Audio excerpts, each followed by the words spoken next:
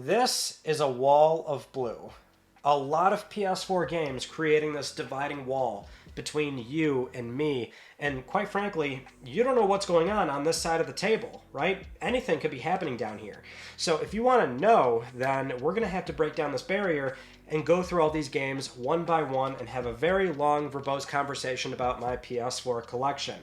Assuming you want to actually indulge in that idea, apparently many have insisted that you want to see more of this for my other platforms. So it's going to be a bit of a mountain to climb because my other consoles are, well, I have a lot of games. So PS4, yeah, I'm sitting at 180 games, I think. And, considering PS4 is 11 years old and we're moving over to PS5 finally for a lot of games, and oftentimes I'm buying games on PS5 now. So this probably isn't going to grow too much. So with that in mind, let's go in alphabetical order and look at what is really a more unusual title to start off with, and that would be 88 Antarctica. Now, let me tell you, I can't tell you anything about this game other than the publisher, which is Limited Rare Games, which is a smaller, very small limited print company that is not limited run games, not special reserve, not IM 8-bit, Limited Rare Games, where if I'm gonna, just put it out there, they basically shitpost on Twitter. They've only done a handful of these, limited print games. I missed the first two, that being Poop Slinger, which is the expensive one, Tamashi, also super expensive, but they've done this, what is it, Demon Pit or whatever it's called, we'll get to that later, but they've also done this, 88 Antarctica. Honestly, this is kind of one of those, as they often imply to people, FOMO. It's a FOMO game. So it's like, okay, they're not going to move that many of these things. Why don't we pre-order, get this thing in?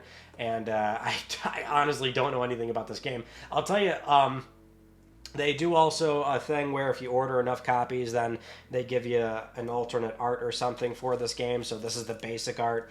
So guess I didn't give them enough money. But this really is one of those silly things where, I don't normally indulge in that kind of thing because generally I buy games that I want to, open and play, or at least that I know something about them. But we really are starting off with one that is against the grain of the entire broader collection.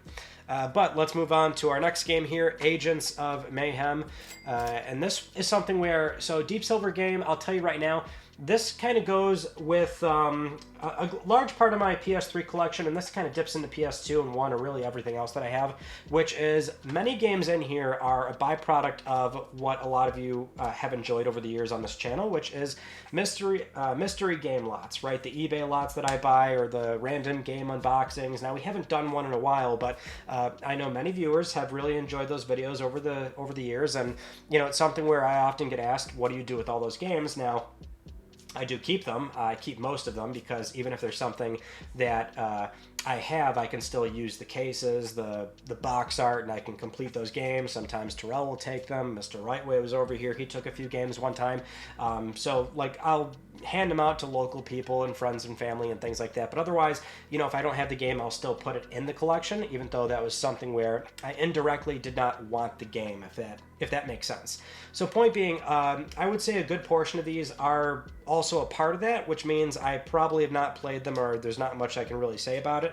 So this is something where I think this showed up in one of those videos. Honestly, I'm not entirely sure, but what I will say is I didn't play this one. So I'm sure this, like many of these games in here, will probably be a byproduct of that.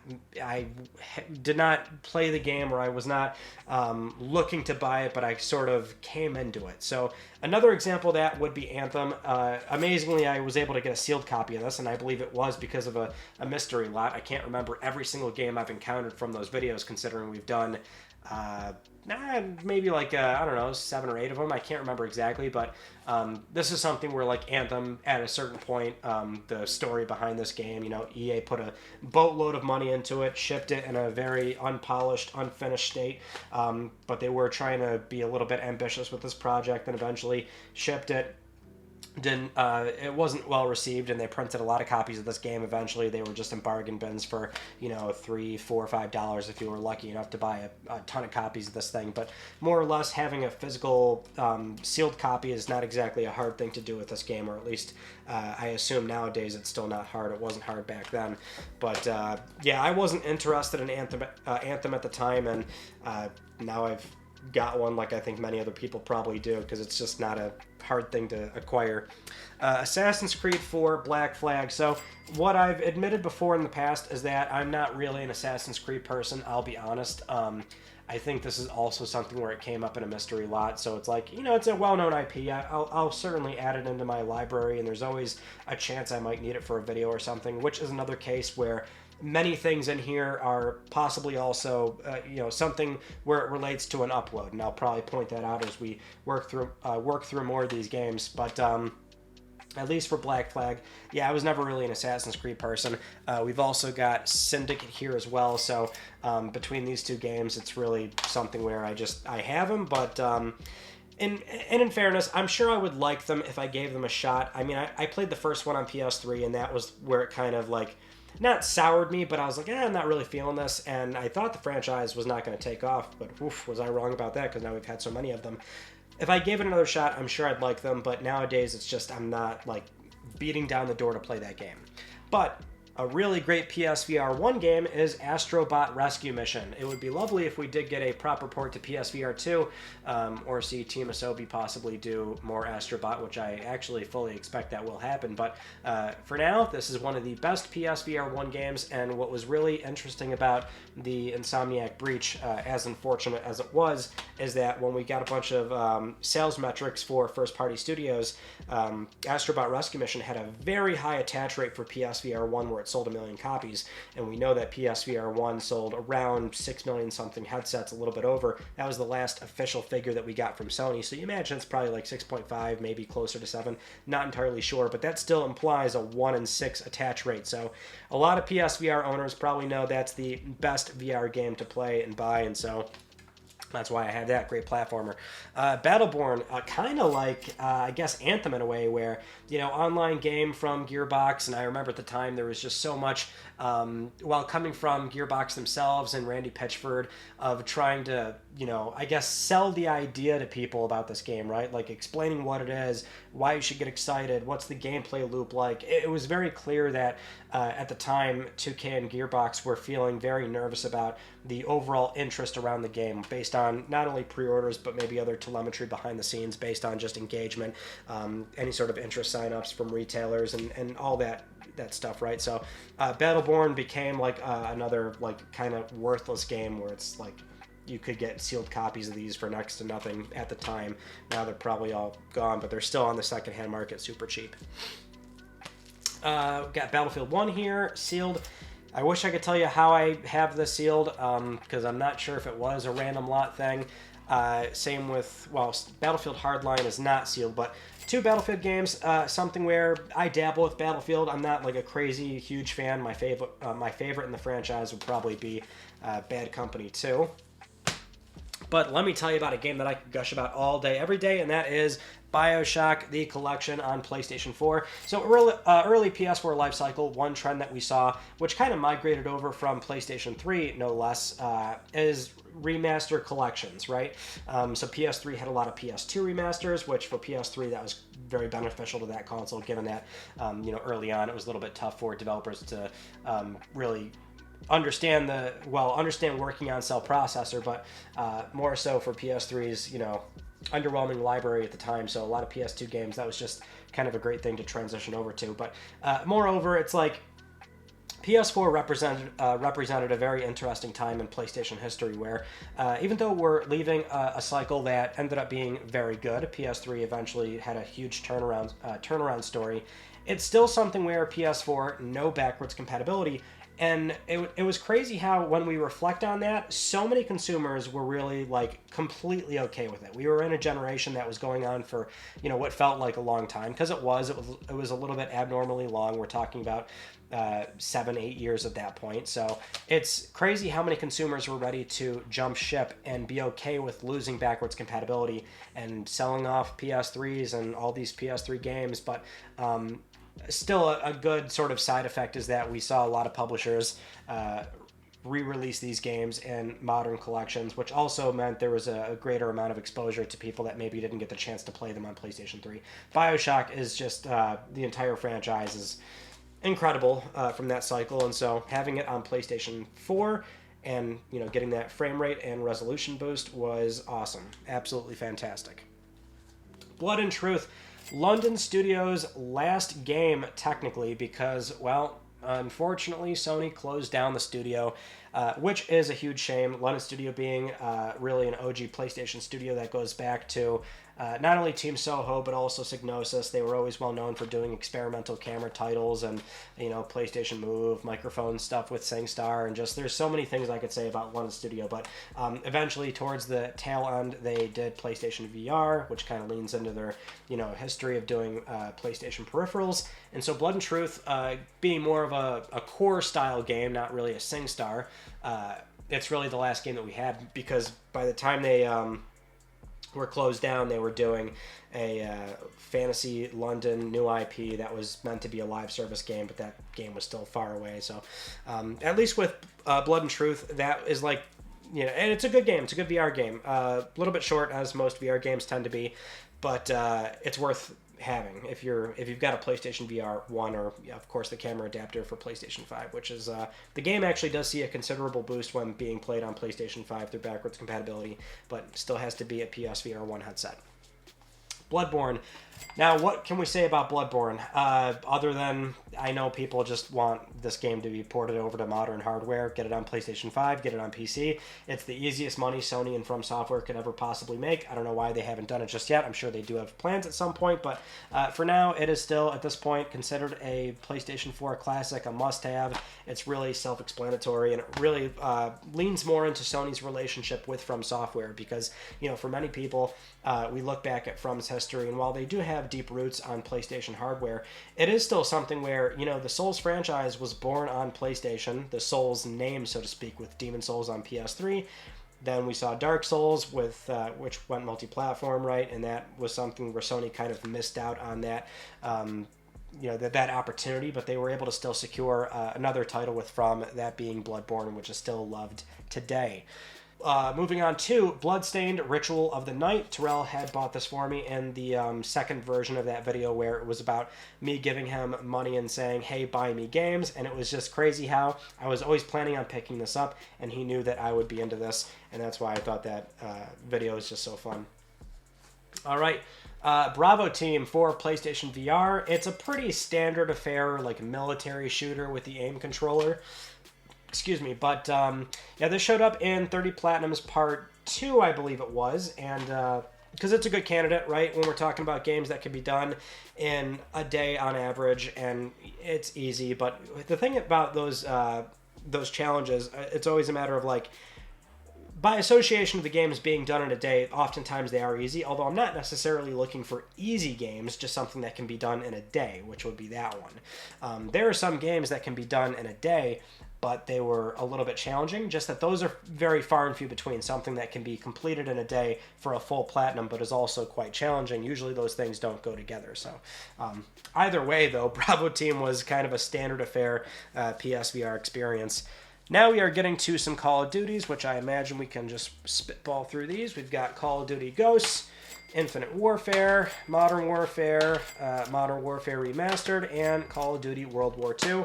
I think I'm still missing a few from the PlayStation 4 cycle. Honestly, this franchise is something where it's been hard to keep up with for me, and that's something where, like, I stopped being I was about to say a crazy COD fan, but I never really was. The only one that I was, like, deeply, like, involved with and played a ton of was Modern Warfare on Call of Duty 4 on PlayStation 3. The one game that really took the franchise to new heights.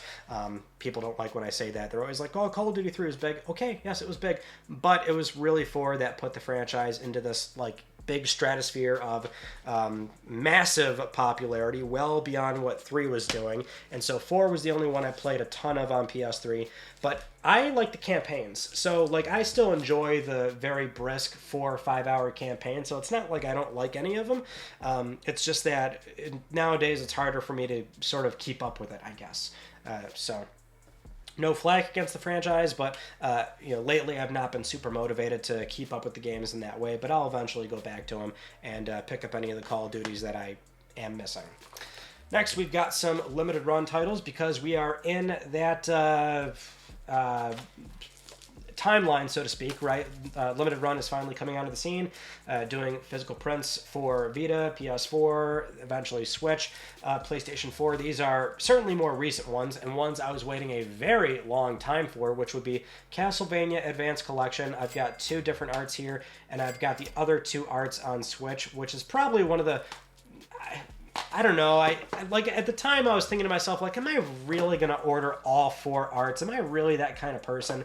I generally speaking am not, unless it's a franchise I love dearly, and I do really like Castlevania. But this one, I was like, I love all these arts so much, and I was like, all right, I'll get 2 on PS4, 2 on Switch, and that's where I'll draw the line, which was kind of silly considering that's still a ton of money. But the point is, Advanced Collection came out. Digital only, and as many of you know, I'll say this quite often, I will wait for a physical print, and that one, it seemed like a no-brainer. I'm like, oh, because I guess we can also touch on this. The Anniversary Collection also, Limited Run did do this. The Requiem 2 with Symphony of the Night and Rondo of Blood. So it's like when we have these as an example where LR was already in bed with Konami for these, I'm like, they gotta eventually do the Advanced Collection. So that was really something where I just had to wait patiently on my part, and they did eventually get to those games. Let's move that over. I'm probably gonna put these stacks back up on... Yeah, why don't I just do that now? I'll put these stacks back up, and we can break down that barrier. All right, moving on to Cities Skylines for PlayStation 4, and this is something where, I'll tell you right now, I was very impatient with this one because, as most of you know, or at least I've said this before, I love city builders, I love simulators, management sims, I'm all for it. And so with this, it was like such a frustrating thing that I'm like, there's no physical print for this game, I would like to play it, I really want to play it. Oh wait, Europe has one, so that's why we have a PEGI rating, so I went and bought this copy. That way I could play the game and I have the ownership that I so desire and the hubris of seeing this thing on my wall. But the problem herein lies is that eventually it did get an NTSC physical copy, which maybe someday I'll just go and get that, but I don't know. It's like I already have it, but the problem still is, PSN does not manage things in a way where you can download or install a NTSC North America, titled ID'd game, and then say install content from another region, or vice versa, so to speak, right? So I can't play, a copy from Europe and then install DLC from the North American PlayStation Store, my storefront, which I attempted to do at the time, and that actually did not work. So if I wanted to install the various DLC packs for this game, which there are many, I would have had to just get another copy of the game. Now, this is not a problem for me currently because the game was available on PlayStation Plus, part of the Instant Game Collection. So now that it's redeemed, it's always on my account. So really, it's just more a matter of if there's ever a licensing issue or something wrong with my PSN ID, then I could potentially still lose access to it. But for now, that's how I play the game, and I don't have to use the disc, and I can access all that DLC. But that is always a conflict and something that you should be aware of when buying physical games on PlayStation. That unfortunately, if you are looking to import certain physical games, just know that if you want to use the content, the additional content for that game, you're going to have to go to the other storefront, the appropriate storefront for that game, download it from there and install. It'll still play, just that you can't mix. So that's something worth pointing out. But I love that game, so that's a favorite of mine. This is, what is this? Gladden Return. This is Sengoku. Yeah, NIS game that is definitely something where it's probably from a mystery box opening, so I couldn't tell you anything about this game. Although NIS stuff I generally really enjoy, so I'm sure if I fired that up and I knew exactly what it was, I might actually end up liking it. Same for whatever this is, Close to the Sun, Wired Productions. Yeah, definitely a mystery lock game. Concrete Genie, another Sony studio that we do not have, unfortunately, because Pixel Opus did close down. This was a studio that was formed internally at Sony, where they had this program where they brought in some students, and it kind of grew into this slightly larger studio that eventually, well, first they did Entwined on PSN, which is a more modest, smaller scale PSN title, obviously no physical print. Then they did Concrete Genie, which was really a beautiful thing. It's a little clunky, but I don't know, it feels very reminiscent of some of the kind of stuff that you would see on PS2 back in the days. Kind of like a, I don't know, I don't want to say a name that like doesn't really, I guess, compare to it nicely, but it's just something where I guess it would delight you, right? And maybe that's the better way to put it. So this game actually, towards the end, surprisingly actually got me a little bit teared up. I was like, oh wow, I did not expect that from this game. So and it does come from an era where Sony does not fund this stuff anymore in-house, which is always the difference I like to note there. Oh, this is not the PlayStation we have nowadays, and it gets into a whole thing. Sony still kind of does that stuff. They have talent management people and talent seeking people, but the modern PlayStation portfolio management nowadays is simply a matter of aligning themselves with those kind of games and not building them internally in-house. We still get the same kind of games, but it's not in-house, which, you know, at the end of the day, it's like you still get the games, obviously, so not a big deal, but it's important to note there. Anyway, going on to Crash Bandicoot, the Insane Trilogy. You know, I think for many, looking back at how good of a, remake this is, it's surprising that we got a revisit from Crash Bandicoot. It was such an exciting thing when Sony was able to announce this on their stage. Obviously, it's multi-platform. They don't own the IP for Crash Bandicoot, but of course, it feels very at home on PlayStation. So, it was in Sony's interest to try and be the ones to actually make the announcement for the Insane Trilogy. But I don't know. I think looking back, it was always something where, like, for a long time, we were always hoping for a Crash remake, but it's like, that'll never happen. But it actually did, and it came out amazing as well. I will tell you, what bothers me about Crash 4 is that why did we not stick with the art style from the Insane Trilogy, where it's, like, kind of a, it's not cartoony, it's a little bit grounded, but in a very Pixar realistic looking way, like fur looks like fur, if that makes sense, you know what I mean? It always kind of bothered me that we already had this like defined, presentation of what a modern Crash would look like with 3 games, mind you, and then we went off and did like Crash 4, which looks totally different. And I don't know, that was a strange decision on the studio's part, I always feel, for why they took the game in such a very art style change point of view, if that makes sense. I'm jumbling all over my words. When I talk for a long period of time, this is going to get a little slurry going on here. But moving on to one of my favorite PlayStation 4 games, that would be Cuphead. Really, this is something where if a game, like if there's something that really piques my interest and I want to play it that badly, obviously, as most of you know, I collect all other platforms. I just love video games in general. It's about games first, platform second. So, if there's something I want to play, I'll go and play it. So Cuphead, I bought it day one, Xbox One, played it all the way through, loved it, and that was digital as well, right? So it's actually been years since we actually were able to get this option, having the game physically, but I love it so much that I was like, yep, I am definitely still getting a physical copy, which it's sealed. And many of these you'll see on the spines, many of these games are sealed, as we discussed in the PlayStation 5 collection discussion. Not a sealed collector. It's simply something where, if I buy a game new, I'm not going to open it right away unless I'm going to play it right away. So, I mean, it's a matter of like, now that I have these games, they'll either get opened at some point, or, if it's a situation like this, let's say I somehow lose the Cuphead license, which I have bought it now on Xbox and PSN because I wanted to do the Platinum run right away, and also, Studio MDHR, yeah, they had already outlined they're not doing a physical print until the DLC came out, which was well after it even shipped on PS4.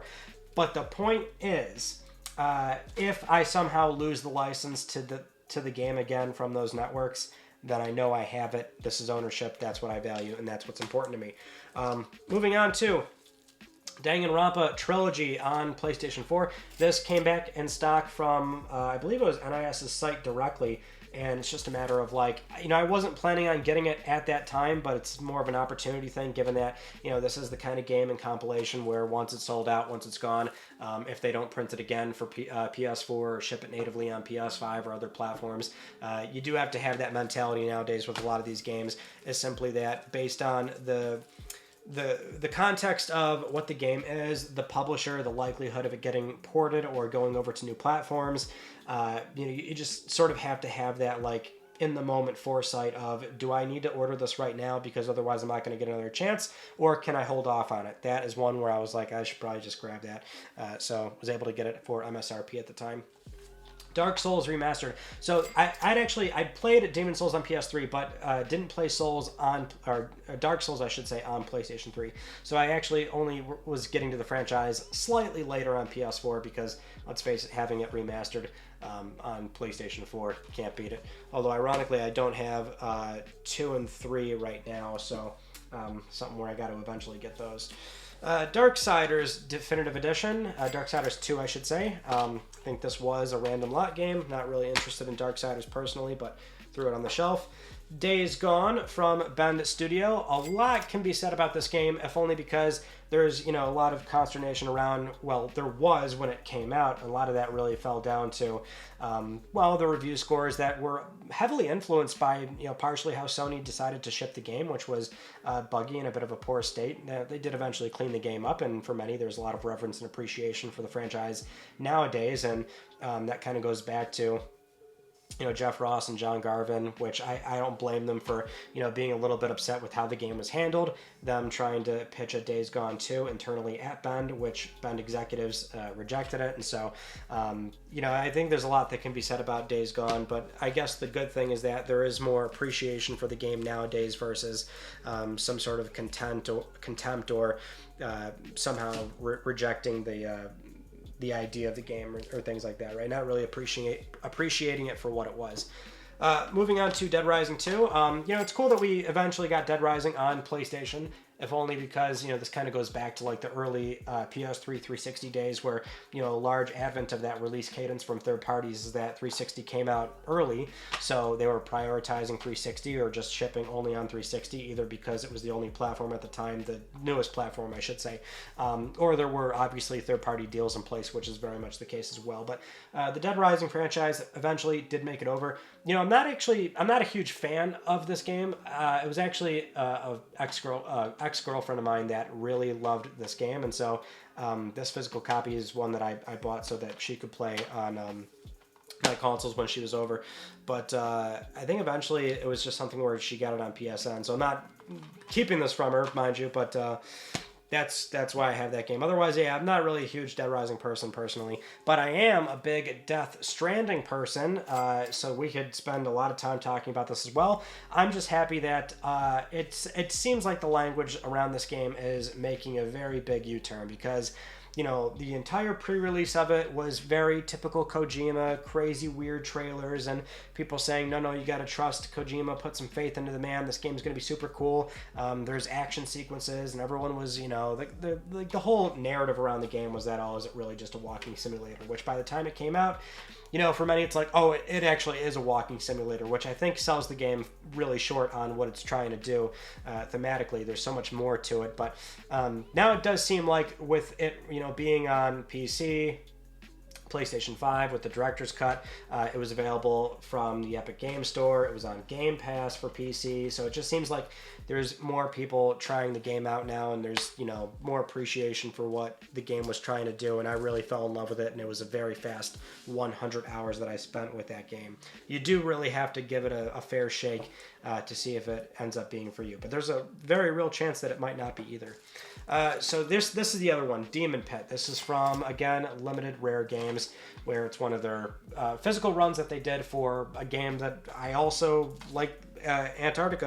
I don't really know much about the actual game itself, but it's like, I should probably grab this for whatever reason, just in case maybe I do want the game at some point, want it physical. It just seems like definitely they are leaning into the FOMO thing big time. But getting into Depania, which this is something where I understand what this is, but I had no interest in actually getting it because, again, it just showed up in a random lot. But we can move on to Destiny for PlayStation 4, also Destiny 2, and also a sealed copy of Destiny the Taken King. So the Taken King was definitely part of a random lot, and these were again, a dime a dozen kind of situation. Like, they just printed a lot of these, so at a certain point they were very cheap. Did buy Destiny right away when it came out. Had my fun, got to light level 20, which was like the soft level cap at the time. And I put it down because this was where I was really kind of falling out of multiplayer, generally speaking. So that was kind of it. Never actually played Destiny 2, but I think I just had gotten this at some point from a random lot as well, because these are also worth next to nothing because the game's free to play. So that's what's going on with Destiny 2. I do have a sealed copy of the Destroy All Humans remake, which I would love to actually play at some point. Destroy All Humans was a lovely PlayStation 2 game, and I was actually thrilled to see that this was getting a port and a remake on, well, I say port, but it was just the standard PS2 emulation from that PS2 program that Sony did. But a proper remake on modern consoles, which is super cool. That's one of those games where I wouldn't feel, I wouldn't be inclined to say, like, let's say 10 years ago, that, oh, they should really remake, or rather, I think they're going to remake that game. I would not have said that 10 years ago, but I'm happy that it did get a modern port and remake to be exposed to a modern audience. But moving on to Detroit Become Human, arguably one of Quantic's best games. Really, this game did really well just as a... It really enjoyed the that rising tide of, you know, growing social media, sharing around, live streaming, YouTube videos, right? I mean, Let's Plays and things like that. Heavy Rain and Beyond Two Souls were still a little bit early, and they were on PlayStation 3, where there was a bit of a hurdle for a lot of folks getting into the capturing scene, considering PS3 had HDCP protection, and you had to strip it with an HDMI stripper, which is easily achievable, but it's something where that was tripping up a lot of people in the early 2010s around that area. But with PS4 having a very easily accessible option to capture footage, and YouTube just becoming a bigger platform and people playing the game, it was just, not only is it a better game compared to those two, but it really did enjoy that wave of people just sharing the game and word of mouth. Got another stack done, let's put it away. All right, let's talk about another From Software game that probably very few people played, Dira Sine. So this was a collaboration with, again, From Software and Japan Studio, which happened with Bloodborne and Demon's Souls as well. And, it's a very interesting PSVR game. You're playing as like a fairy in this sort of medieval setting, and you're sort of messing with people, or at least trying to progress the story by influencing their actions or changing certain elements that they then in the real world engage with. I can't remember it that well, but I did play this for 30 Platinums Part 1, and I did enjoy it. It was definitely unique, and it's basically a PSVR exclusive. So I mean, if you want to play this game, your only way is on OG PlayStation VR hardware on PlayStation. So something always worth considering for PSVR 1. There's still a handful of games that are going to be like stuck on that headset. Moving on to Disgaea 5, not a Disgaea person, but my boy Terrell. This was another pickup from him where he had, again, I gave him money, and the video idea was, hey, buy me games from eBay. And so this was one where he was inserting his flavor into that video. So he's a huge Disgaea guy. Not like I don't like the games. I'm sure I would enjoy them if I spent a lot of time with them, but that's why I have that. Another game that showed up in a video, this was the Disney Classic Games Aladdin and Lion King thing. This was a random eBay lot thing where I had got the box for like $40, and it said there was going to be 10 PS4 games in there or something. And to this day, people go back to that one. That video did pretty well, like over 1 million views or whatever, because the thing is, it was such an easy way for me to like sell the title and thumbnail, because it was a mind-blowing thing where I got, like, at the time, recently released, PS4 games, some of them sealed brand new, and the value was like way over $40, and it was crazy, and I was like kind of blown away. I'm like, oh my god, people are not going to believe me. But it's not like I'm not going to upload the video, obviously, so I did. And then I found out later, which I think I put in the video, but it was a matter of they were like Target returns or something at the time, and I'm not sure if Target still does this, but I guess Target would reject and like sort of liquidate or get rid of games if like the discs were unseated from the spindle. So that's why a lot of them were like basically brand new games, or like Shadow of the Colossus had a puncture in it, which it's in here somewhere, so we'll talk about that when we get to it. But that showed up in that video, so that's why I have that. Otherwise, I probably wouldn't get that. Not really a huge Disney person, so sorry. I know there's some Disney fanatics out there, but I am not one of them. But let's move on to Doom 3 VR Edition. I still have this sealed. I would like to play it at some point, but it's super cool that Bethesda actually supported PSVR a fair amount with games like this. So it's cool to have Doom in, playable through PlayStation VR. So I really want to see what this is like when I, at some point, play it. Dragon Age Inquisition. A lot of people love this game, and it's great to know that we should be getting more news about the next Dragon Age fairly soon. Also, Dragon Quest, something where this is, again, a game Terrell got for me. I do enjoy the Dragon Quest games, but, you know, if I'm being honest, I don't play them as much as I should. I'm not entirely sure why, because every time I do play a Dragon Quest game, I just get lost in it, but then I never feel compelled to jump into a different one that I have not played, which there are many. So that one I've not played just yet, but I'm sure I'll get to it. Dreams on PlayStation 4, sealed copy. This came from PS Direct for $10. Just something where, you know, I had bought Dreams when it was in the early access program where they said, oh, we'll only let 100,000 people in, and they never sold out of them because Dreams obviously did not end up doing well in the long run. So we all know what happened there, but still something where I have it digitally, but I want to get it on disc at some point, and so that's why I have it now. Drive Club from Evolution Studios. Kind of a shame that we're going through a bunch of games where it's like, oh, the last game from that studio.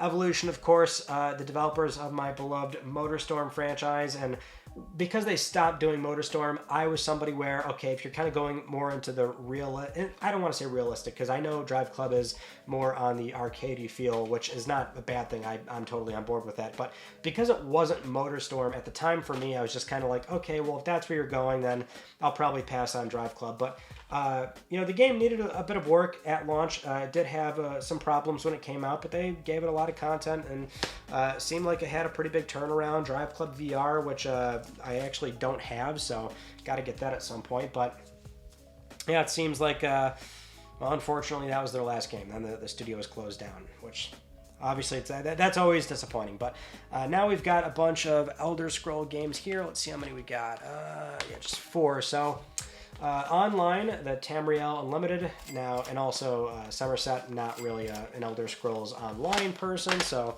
those are just kind of, I think they both came up in random lots, but you know, it'd be weird to say I'm not a Skyrim person because most people are, so we do have the VR edition and also just Skyrim Special Edition, which this was actually the first time I played it. I'd only gotten Skyrim on PS3 well after, so the Special Edition is the first time I really played the game and did like a full, I don't know, like 300-hour run or something like that. I can't believe there's still like, look at that, there's still like some cellophane on this from when I bought it new all those years ago. Okay, that's crazy.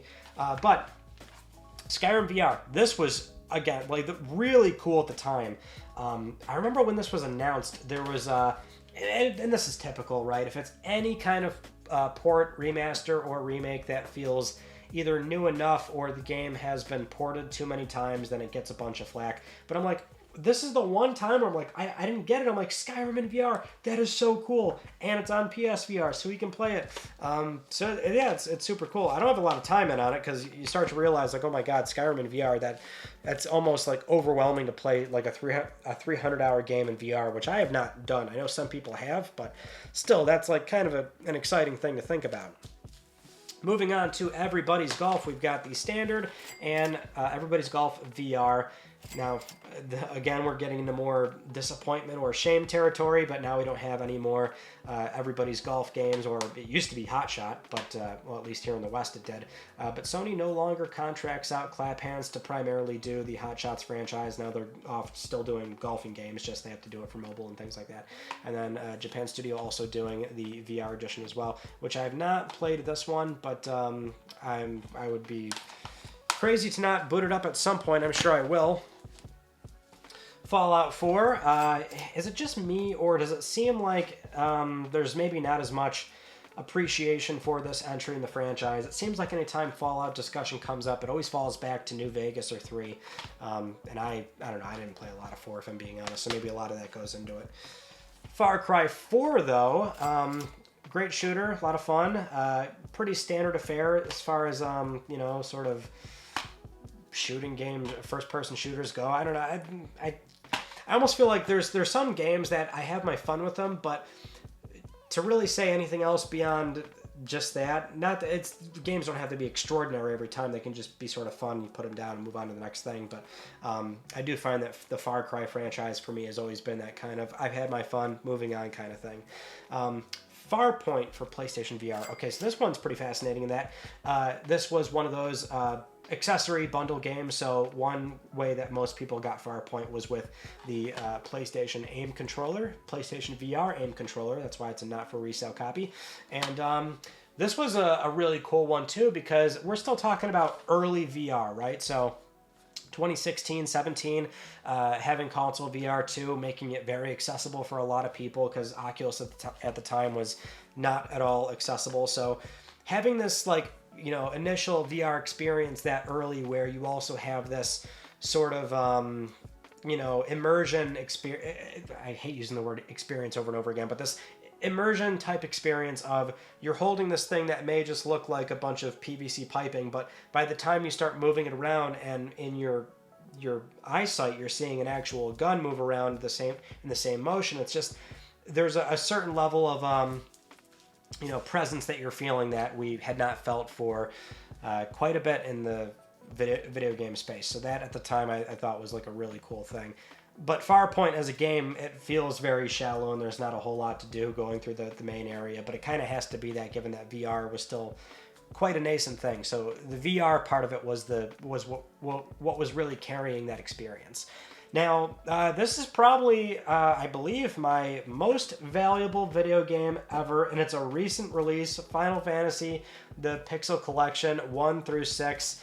Now, for many, you probably know the story of this game, but for those that don't, Square put up the pre-orders on like a Sunday night at 3 a.m. in the morning, Eastern time for me, excuse me. And the game was $75 on its own. But it was only from Square's site, so you also had to deal with their shipping, and their only shipping option was $25, which means you're $100 in for getting this game pre-ordered and shipped to you. I'm slurring like crazy. I told you it's gonna get bad. The point is, for many people, even if you saw the pre-order window at the time and you had a chance to get it, whether it was PS4 or Switch, you chose not to, because that is a big ask, right? $100 for this game physically. And, people tend to also think, well, I'll just wait. Because clearly it might show up at retailers. They might do a second run. Maybe there's just some kind of weird thing on their site where they're charging $25 shipping and maybe it'll come down. A lot of people talk themselves out of ordering the game, but that was a problem because they actually never printed it again, as at the time of filming this video. And for PS4, this is even more dicey because so Switch, they did do a Asia English print through I don't remember who was actually printing it, but PlayAsia had it at the time if you want to say import that. So they had that for Switch and PS4. So I'd actually ordered extra copies from them. And my Switch one came in, so I do have the game on Switch, but it's an Asian English copy, which a lot of people will have because that's really your only super accessible way to get the game physically. But PS4, they did not do. They canceled that, actually. So there was a listing. They took it down. They said, we're not doing it. So now the only option was for PS4 from that Square pre-order window, NTSC, only option. So this does resell nowadays for a hefty sum of money, and so even though it's a very recent PS4 release, it is wild to see what the value has done to that game, which is unfortunate too, because it's a fantastic collection of Final Fantasy games all on disc. It's one of the most accessible ways to play a big majority of the Final Fantasy mainline entries on PlayStation hardware. So to not have the physical disc easily accessible, I find is really disappointing, and I don't even care about the value sort of thing. I would like for Square to reprint this game so people can actually get the ownership of these games, not have to drop $75 something on PSN and have it tied up in a digital license. Moving on though, Final Fantasy VIII Remastered. This only had a print in Europe, so that's why it's a EU PEGI rating there. And the thing is, if that's the only option, I don't mind buying it.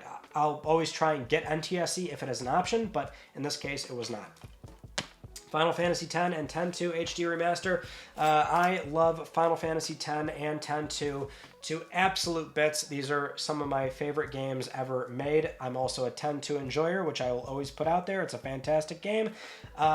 So I had to get the PS4 version, even though what was annoying is simply that Square, I wanted Square to do separate trophy lists, but at the time Sony was still allowing developers to use shared lists across PS3, 4, and Vita. I had already platinumed the game on PlayStation 3, which means those platinums stay across those 3 platforms. So even though you buy it on Vita or PS4, you insert it, it's still going to be that same shared list. So the game's already done on my main account.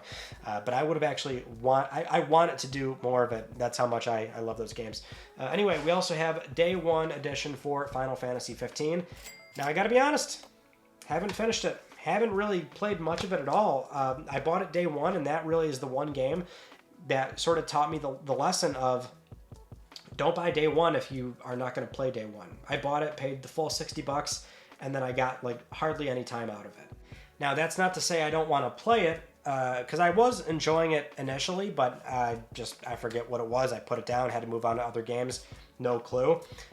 But it's just like that taught me a lesson. Maybe like either buy games when they're like $20 or something new, and like that's kind of the lowest, where if you don't play it right away, then you buy it, or just like buy Day 1, but then you have to play it right then and there. So that was an expensive sort of mistake I made at the time, but since we're still in the Fs, I will point out Final Fantasy VII Remake right here. So right now, this is my only PlayStation 4 copy, is a sealed deluxe edition, which, I had the game just standard too, but these were pretty cheap at the time, so bought it, was able to keep it sealed, and I just thought it was like a cool novelty thing for what is like a game that does mean a lot to me. I also enjoy 7 a lot as well, and Remake is still a fantastic well, I want to say remake, but it's obviously only a small portion of the entire Final Fantasy VII game. But it's still, I think, representative, a very big thing with especially the PS4 initial release being that, there was that huge E3 that was so exciting, and the trailer and that. It was just, something was like, it would be really cool to like just get the deluxe edition and have that as sort of a shelf piece, which there's not many things nowadays that I want to do that with, but I'll do it for that game. And so technically that's my only copy, but I also have integrate on PlayStation 5. It's also on Plus, so for now I feel pretty safe with that game. But we've completed another row. All right, now keeping on with more bad news, Firewall Zero Hour, which is the First Contact entertainment game. A really good, PSVR title where it's PvP, first person. Well, it's VR, it should be first person. But, shooting and whatnot, it actually turned out really well. It's one of those, again, early VR games. So, good, solid AAA feeling experiences are far and few between, but this was one of them early on. And the bad news here is that when Firewall Ultra shipped on PSVR 2, which was also pretty solid in its own right, had its problems from what I heard, haven't played it myself, but because that game underperformed, First Contact closed down. So it's a harsh reality of the VR space, really tough nowadays. For Honor, no interest in this game whatsoever. It is a completely like PvP sort of, I don't even know if you would consider it live service. This is still, I guess, early enough during that cycle where some games were live service, had those recurring elements, and live service became this growing thing that publishers were looking to chase. So I don't actually know much about For Honor other than just the sort of sword play PvP element that it's primarily based around. So didn't really care for it. Showed up in a mystery lot, so that's why I have a copy. Ghost of Tsushima launch edition, as we mentioned, for PlayStation 5, and we've already looked at a few of these games already that have this label, but oftentimes a lot of big publishers are putting this launch label on their games, which I think is silly oftentimes. But yeah, Tsushima is such an excellent PlayStation 4 game. Came in at the later point in the life cycle where, this was sort of PS4's final send-off before PlayStation 5 came in. So we did eventually get a director's cut proper on PlayStation 5. But, between this and Last of Us Part 2, sort of the last PS4 feeling games, given that, PS5 did have a bunch of cross-gen stuff as well. But, for many of you had a PS5 at the time, you were probably buying PS5 versions of, say, Ragnarok or Forbidden and West. But Tsushima is not only an excellent title from Sucker Punch, which really proved they were able to, you know, take care of the themes in this game, Japan and the culture and the environment and the history. It seems like they were able to really nail all that stuff to where they became ambassadors of Tsushima Island. So it's really I could say so many nice things about Sucker Punch and with this particular entry, but that's what I always kind of dial back to in my head. It's like, oh, that's such an excellent PlayStation 4 game towards the end of the life cycle that really sort of defined the platform's final years before PS5 showed up.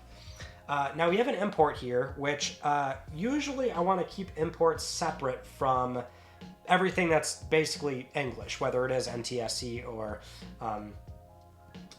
EU PAL, basically. But it's like, okay, Ghost Trick, I can read katakana or hiragana fine, so I know this says Ghost Triku. And physical print that I had gotten somewhat recently. It's the only way you can get the game physically. Really cool DS game that I was really vibing with when I tried the demo out, because I had not bought the original game at the time, so the demo kind of sold me on the final game. But I'm like, okay, no, so what do? Is there going to be a physical? Oh, no, there isn't. Oh, wait a minute, there is. There is a Asia, or at least a Japan version on PlayAsia that you can pre-order. Does it have English? Oh, it does have English. Good, I'll get that. Because I wouldn't really want to play this in Japanese. Not my first time, at least. If I'm going to play something in Japanese, then I usually try and make sure that's a game like I'm familiar with, because my Japanese is not very good. So oftentimes it's more of a learning mechanism for me with in that respect. God of War 3 Remastered, absolutely amazing game on PlayStation 3. Have not played the remaster. This was kind of like an easy buy. It's like, okay, the remaster on PlayStation 4, up the resolution, frame rate, and this game's going to play and look beautiful on PS4, which it absolutely does. But my only sort of platinum on my profile, my only playthrough is from the PlayStation 3 version. But when this was available for $10-something, it's like, why am I not going to get that? So great to have a remaster on PlayStation 4, modern port to play that game. Grand Theft Auto 5. This is part of the publisher rollout, so as we've mentioned before, so many either mid to late life cycle PS3 and 360 games were getting ports on X1 and PlayStation 4. GTA 5 didn't take that long, about a year, so nice to have this game. And separate trophy list, which I'm a huge fan of 5, so went through that again. That was a lot of fun. Also importing the online characters, so those trophies auto-popped. Did not want to do those again. Grand Theft Auto, the trilogy. Now, say what you will about the trilogy, the definitive edition itself, which was not great. It still is not really great. I still can't believe they messed with my girl Denise and made her look nothing like Denise. There's so many things where we could probably complain about how they handled this. But what I want to complain about is simply that the game doesn't have a PlayStation 5 print, because if there is a PS5 version, which there is, it's available on PSN. It's basically a digital cross-buy release, as most of those games are nowadays. So you do have native PS5 versions, but a physical print is only for PlayStation 4. And I don't know why. What I will say is I almost feel like, and this is maybe more of a more speculation territory, but maybe the other line of thinking would be, well, we did smart delivery on Xbox, because why wouldn't we? And that's problematic too, given that it's usually an Xbox One print on the disc, and then they pull the Series X version from the Xbox network. So you're basically getting a digital version of the game. Maybe Sony just considered that that's sort of the same thing with this. Like, oh, it's a PS4 game. It plays through backwards compatibility. It's fine. Like, it doesn't need to be a native PS5 version. So I don't know. The point of all this ranting and bitching is that I wanted a PS5 label. I wanted a PS5 physical version, but we do not have that. Anyway, Gravity Rush Remastered. I think it's just surprising that we got this to begin with.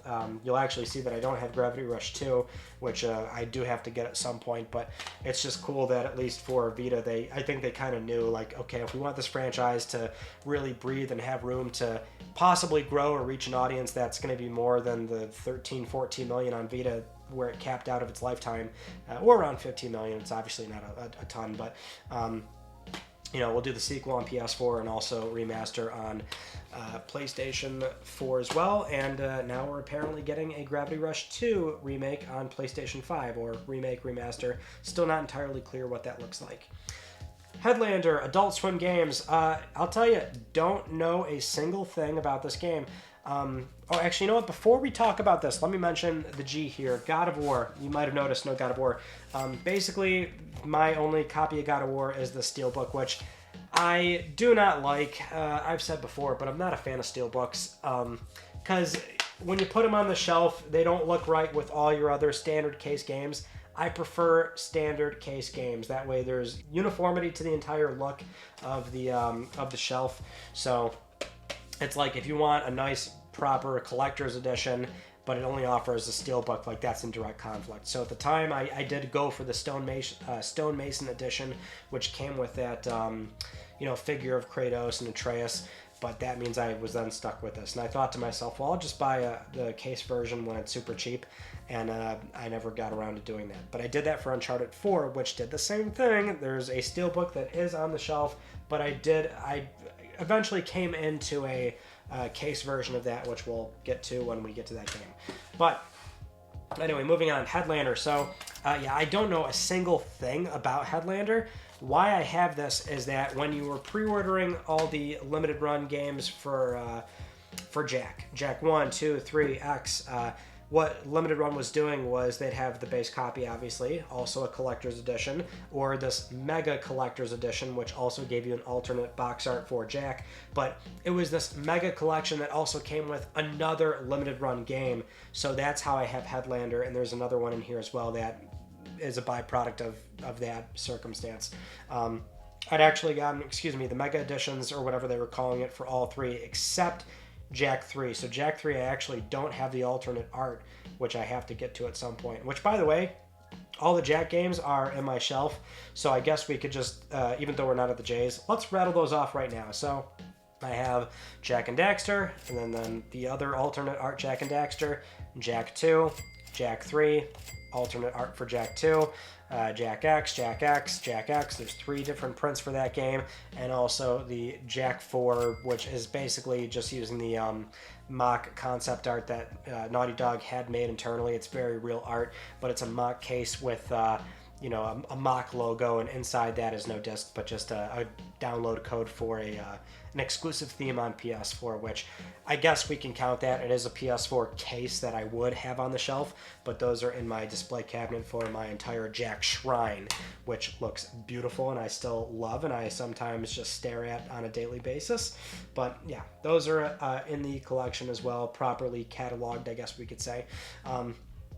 But going back to our game, so we have Hellblade: Senua's Sacrifice with the slipcover. Not a lot of games in this generation were doing slipcovers, although slipcovers in general are really far and few between. But Hellblade I did for 30 Platinums Part 1. Really interesting with the very tight combat one-on-one situations that the game would place you in, but also Senua's ailment with being able to hear so many voices in her head and things like that. It really dives into a lot of deep mental themes that I really appreciated at the time. And now we have Senua's Saga 2 coming very soon, which the good news with that, at least, is, seemingly it appears as though Microsoft will be shipping their games on as many platforms as they can. So conceivably, if it does ship, immediately on Xbox as an exclusive, maybe we'll just hold out that maybe it'll come to PlayStation at some point. If it didn't, I would have, bought it and played it there anyway, but still great to know that we've got the sequel coming relatively soon. That one's been in the oven for quite a bit now. Hello Neighbor on PlayStation 4. I like the sort of, I guess silliness of this game. Sandbox style mechanics with plenty of environmental interaction and physics. I don't know, just one of those smaller scale titles, as I sometimes call it, where it's cool that we have a bunch of physical prints for those games, but I can really get down with some of those titles. So Hello Neighbor is one of those games. Now, Hidden Agenda is one of those PlayLink games for PlayStation 4. PlayLink is that initiative Sony was doing where you can play with a smartphone, and it's meant to be this sort of couch co-op experience where either couch co-op or you can interact and play with multiple people as sort of a party style setting, but Hidden Agenda is, I guess, more of a thriller or something. I've never actually tried it, but yeah, you do need to download the app and play it from there, which... So there's a few PlayLink games in here, but that's one of those weird initiatives that I feel like people either forgot about or, you know, you knew about it, but it's like, oh, I'm not going to buy or play those games. But it's cool that they got disc prints. Homefront, The Revolution. Didn't actually get the chance to play this, but I do hear good things. And then we get to a PS4 staple, Horizon Zero Dawn.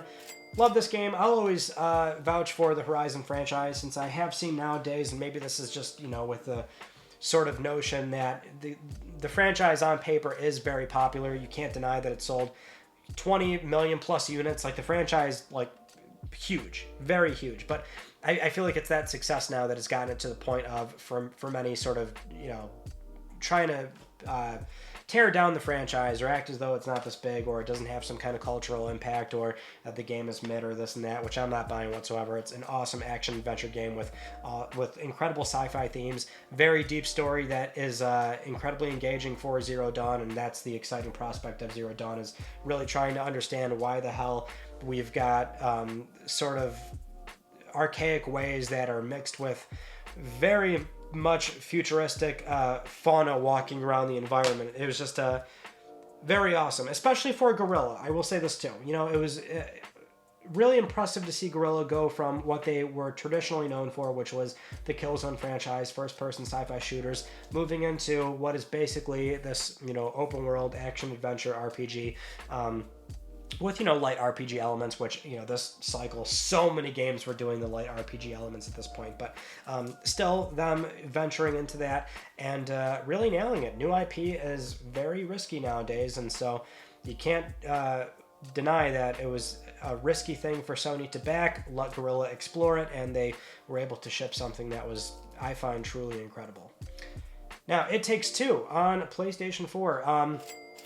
No PS5 print. It does have a PlayStation 5 native version nowadays, which, you know, PS4 games that have that sort of option, they'll get this little banner at the bottom that says PS5 upgrade available. Now, I'll always buy the PS5 version if I can, but no option, so have it on PlayStation 4.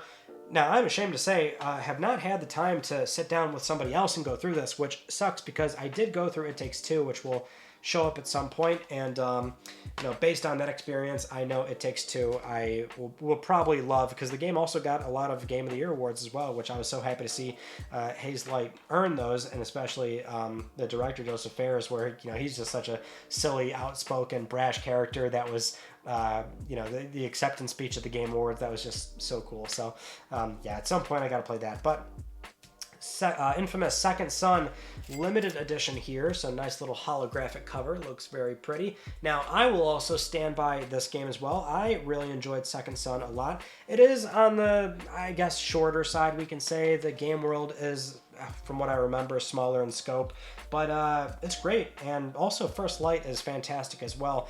And what I will say too, I like Dawson Rowe as a character, like the powers, but visually, it's a very striking game. I think it holds up like very well nowadays. You know, go back to this game, play it on PlayStation 5 through backwards compatibility. I think you'd be surprised by just how gorgeous that game looks, and it still plays and feels very good, with truly feeling like a superhero and being able to go and traverse anywhere you want to. Industry Giant 2, Be a Tycoon. Now, look, it's a management game, so I'm sure I would like this, but I've never played it because it was from a mystery game lot. Joe's Diner, open 24 hours. The shtick with this game is that when PlayStation 5 was, you know, about to come out, Sony finally published this list of games that were incompatible PS4 games when played on PlayStation 5 through backwards compatibility. I'm so sorry, I'm tripping over my words like crazy. The point is, it was like 8 or 9 games, a very small list out of the 4,000 something titles that work on PlayStation 5, but Joe's Diner was one of them that did not work for whatever reason, right? I mean, a lot of these games just retroactively, you know, based on how Sony was handling backwards compatibility, they, you know, instantly ran and played on PS5 just fine, but there's always fringe cases. So Joe's Diner was just one of them, right? But the game eventually got a patch, and now it does work just fine through through backwards compatibility on PS5. So I thought it was just kind of a silly thing that Joe's Diner was getting clowned on for being the one. Like, it was like this game, oh no, we don't have Joe's Diner, that sucks. It was like, you saw that comment a lot. I was like, you know what, this game's got a physical print and now I want to go pick it up. And it's also apparently quite rare. And this one is, I guess, even more rare because it was allegedly, from what I remember from the eBay listing, a Sony employee game as well. So probably from the store, had the UPC punched out and still sealed. I'm not sure if I will ever open this, but at least I can say I do have it. And if I ever need to play Joe's Diner, I'm covered. Jump Force. So this is another one that it was a recent release, showed up in that unboxing where, as I said before, like I paid $40, but the value was through the roof. Now Jump Force is cheap nowadays, but at the time when I saw it, I was like just so excited. Not really a fighting game person, but what I will say is that I thought it was really awesome that Yugi and Kaiba are in here, and you see this like really hyper realistic sort of animation of them, you know, summoning their god cards, and it was just like that. I thought was like amazing, but otherwise I have nothing else to say about Jump Force if I'm being honest. Just Cause 3, big banner for the Day 1 edition. Also, more things ingrained in the box art. Purchase for your chance to win an island. Details inside, that's ridiculous. Winner of 12 awards. Yeah, it's silly. But what's cool about this is that this is a copy that's property of Infinity Ward. So this one showed up in a mystery box too, excuse me, and it's basically an in-house studio game, as in Infinity Ward, whatever part of their office they had this in. Many big publishers, big studios, I should say. Well, developers big and small, quite honestly, it really depends on how they have their office set up, but they'll always have a room or a corner throughout their office that is a PlayStation. Not PlayStation hardware, a play test station, maybe I should say. Just a TV, bunch of consoles hooked up. They'll have their own library of games in the back room or something, and they will play test games right then and there, just to sort of benchmark what they're working on currently. Sometimes they play for inspiration. Sometimes they'll, you know, explore a bunch of various games that have a certain mechanic that they're exploring themselves. And so I more or less ran into a in-house, you know, game from Infinity Ward, which that I thought was super cool. I've got a few games like that.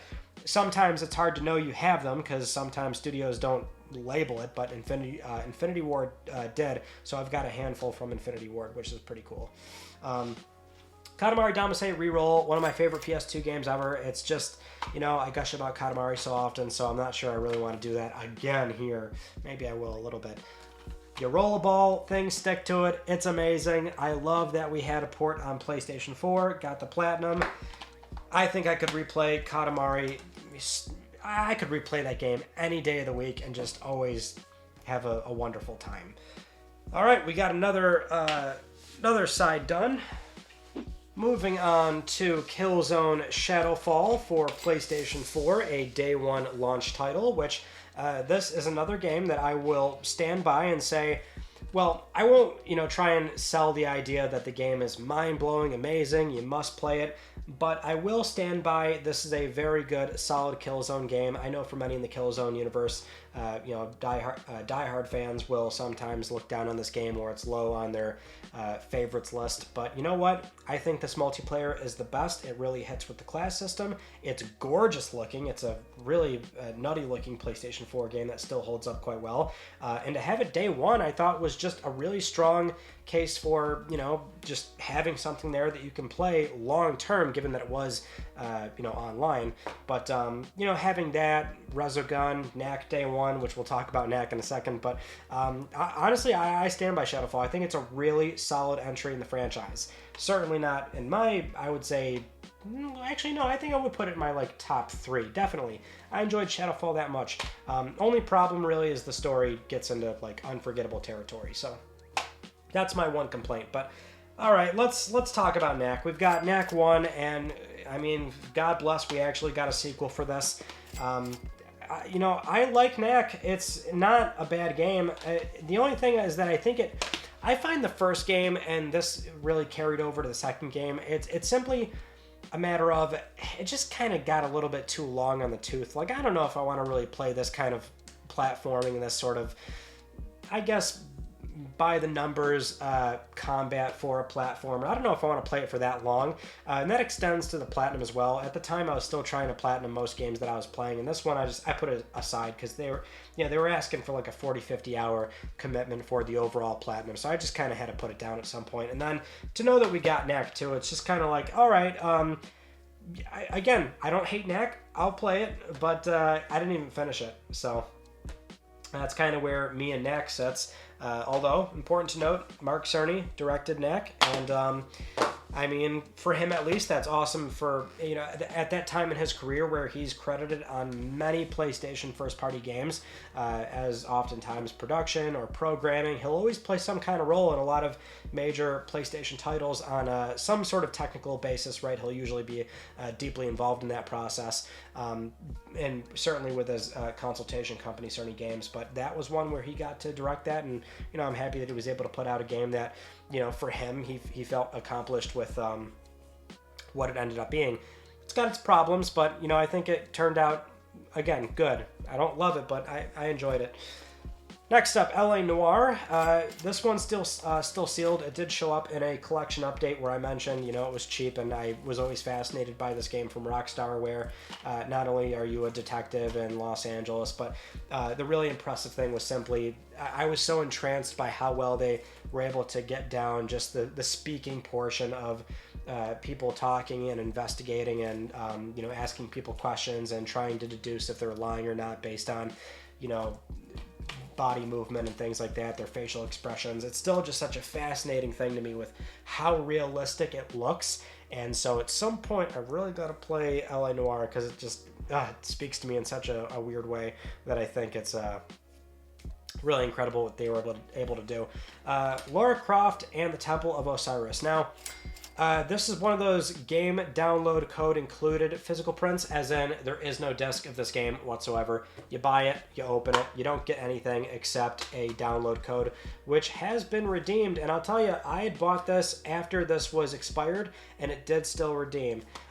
That's how committed I am to having something I can hold in my hand, because obviously I could have just bought it on PSN. So the reason why I have this, though, because I really did not have an interest in this game, bought it for the video where we looked at PlayStation 4 games played on PlayStation 5 through backwards compatibility that had problems. As in, when you boot them up, they will run and play. Sony will let you boot them, but you will usually get a notification in the top right telling you that the game may have behavioral problems on PlayStation 5. And so that game is one of them. So I bought it as a test for that video to explore it and see what the problem was. And then we saw the you know, graphical artifact elements of like giant bars going across the screen and things like that. The Last of Us Part 2 and also The Last of Us Remastered. I love these games. I think they're fantastic. I'll also stand by Part 2. It was really disappointing to see what Naughty Dog had to go through with the leaks coming out and really taking certain elements out of context and really firing up the audience with, and understandably being upset with where they took the story. It totally makes sense for people that were, you know, upset by that, given how strong they were able to build the relationships, characters, and how much people cared about Joel and Ellie for the first game. But, you know, either way, between both of them, I love them. I love where they took the franchise, and moreover, you know, they're just a technical powerhouse with PlayStation hardware, and so Part 2 is also, from every discipline of game development, really this just incredible thing that they were able to pull off. And so by that virtue as well, I think it's really really incredible. Part 2 also so good in the gameplay department, which extends to Part 2 Remastered on PlayStation 5, which has the no return mode. Life is Strange, Before the Storm. The only Life is Strange game I have not played. That's why this is still sealed. I do enjoy Life is Strange quite a bit, but never got to Before the Storm. But I do have it. So at some point I'll get to it. I mean, I was able to play, you know, True Colors and things after, so it's obviously I can get to it at some point. They're like weekend style games. They don't take up that much time, so I'm sure I'll do it at some point. Maybe I can try and monetize it somehow by throwing it into a 30 platinums or something like that, right? I don't know. Sometimes that's the only way I can sort of get through games if it's something that's not high priority, but I'll see if I can get through Before the Storm at some point. We got Little Nightmares and Little Nightmares 2. These games are a vibe too. I don't know what it is. Kind of takes us back to, well, it takes me back to what's the best way to phrase this? It like has weird creepypasta vibes, right, or something like that. Just like early internet like dark stories that you would see or hear about, or just these like fake videos that you would see on E-Bombs World or something. I don't know. It just has these weird vibes that sort of drew me to the sort of elements they were presenting with the side-scrolling nature of this game, and it's weird, it's creepy, but it's not so creepy to where I wouldn't play it, because sometimes horror games, I'm not gonna lie, I'm not gonna front, get a little bit scared sometimes. So with these, I can manage them, and so it's cool that we got both of these. And now a sequel, which is not going to be done by Tarsier Studios, so it'll be interesting to see where that goes. That's being done by Supermassive, but Little Big Planet 3, we've got the Day 1 edition here. This is the one that came with the plushie, so I do have that still as well. The plush edition is what it's called. You know, it's Little Big Planet, so it's not like I don't like it. I think the only problem is simply that at this point, with where the franchise was going, it was clear that it was kind of maybe exhausting its, you know, the sort of je ne sais quoi of it, and having the multiple SAT characters was like very whatever to me. And I was, I guess, more disappointed with how like the sort of big shift there was like, oh, the extra SAT characters, and we'll extend the entire game from three background layers to 16. I think it was 16. It was something weird, like a really big number, which I thought, well, I feel like the next step for this game would be taking it completely 3D, which, well, in a way, we got 3D World on, or a 3D World style, you know, Sackboy Big Adventure on PlayStation 5, although that does not have any create elements in it.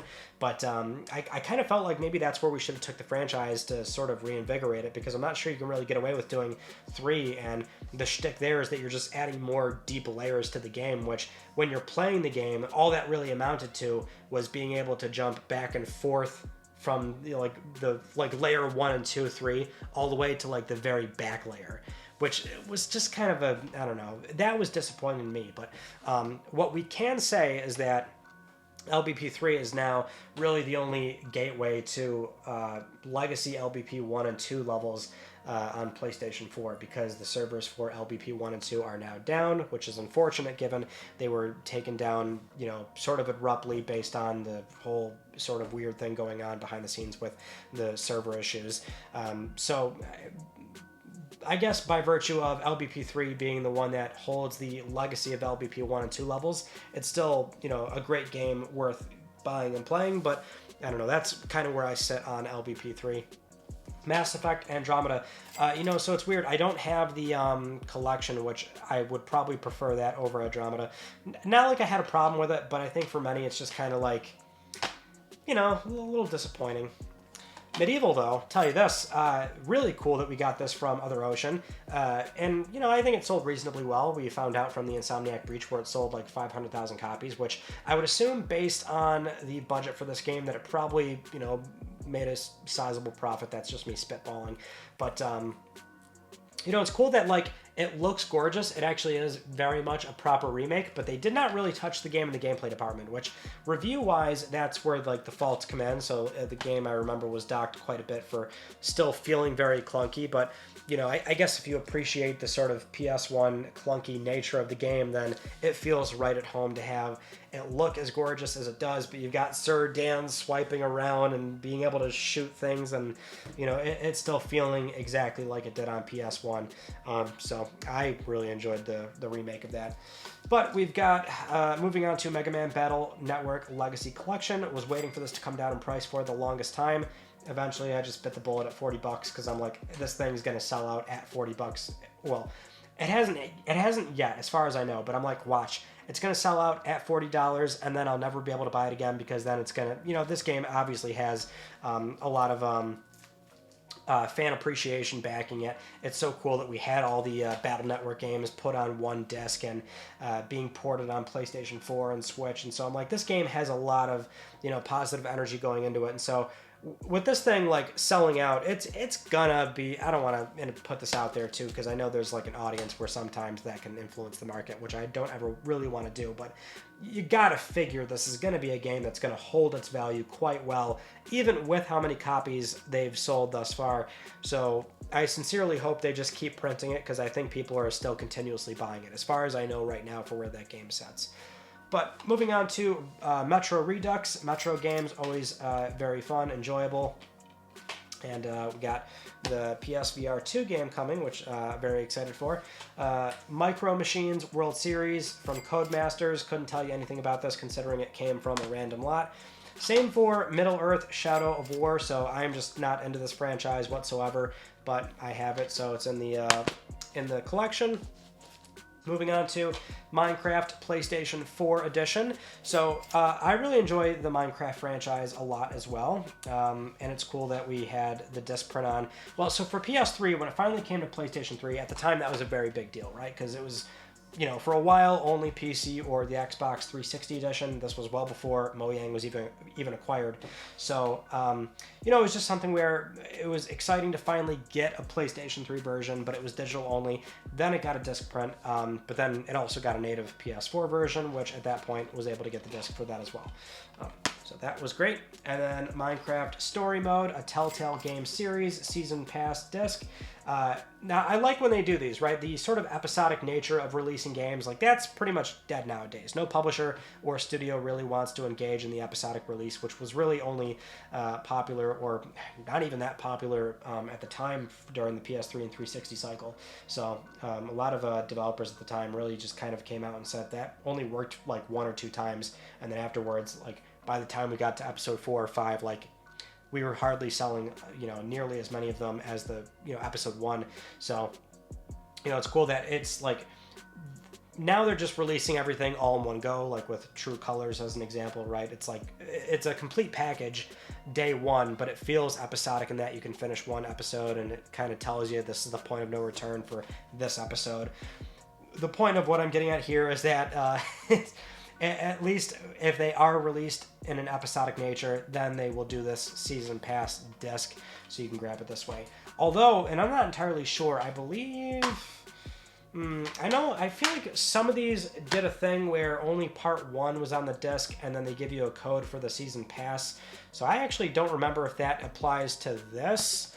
No, there should be a label on it telling you that it would give you a code. On disc plus, yeah, okay, exactly. That's what I was thinking. This season pass disc includes episode 1, plus entitlement to download episodes 2 through 5 as they become available, internet connection. That's what I thought. So I was speaking, well, not in the context of this game. That was wrong, but you know what I mean, because there are examples where they wait till all the episodes are out, then you buy it on disc. Moving on to Mirror's Edge Catalyst. Now, I gotta tell you, I feel a little guilty about this one because I loved the original Mirror's Edge. A lot of people did, although not enough to where EA was like, all right, we're gonna, you know, fund another one of these games. Eventually they did, but the language there was very specific, deliberate, and direct. Hey, buy this game if you care about this franchise, and I did not do that right away. So I had actually gotten this copy somewhat recently. Although I remember the reviews were not amazing for this game either, so I don't even remember exactly what the language was from fans about this game, or if it was really as good or better than the original release, so I can't really speak on it, but what I can say is I did not do my part in supporting that franchise.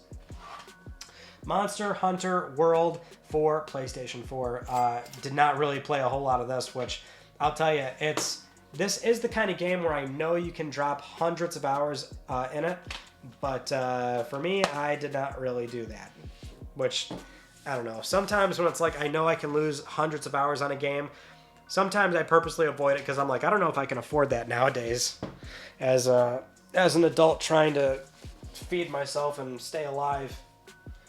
Too many chores, too many things to do. All right, now I think this one is pretty expensive nowadays, which I don't know why, and I'm dropping stuff as I move things around, although I think I was leaning it on this, so I was asking for that. Moss on PlayStation VR, so basically Moss Book 1 nowadays, as Polyarc calls it.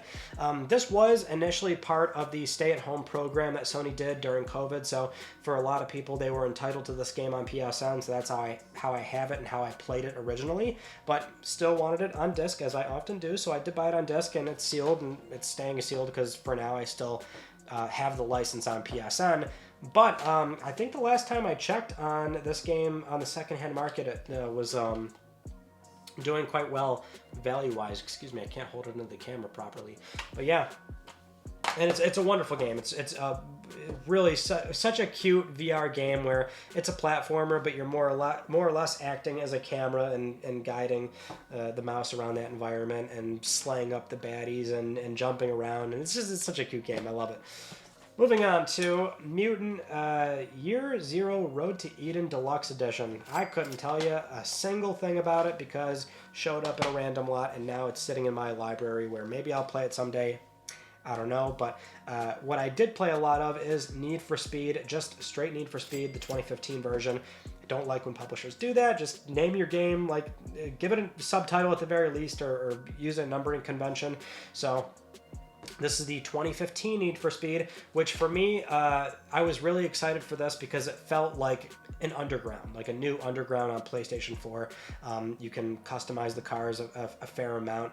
It's always being played during nighttime, so it just always had the sort of underground vibes from the PS2 days. So I did play a lot of this. There's still some DLC that I did not wrap up.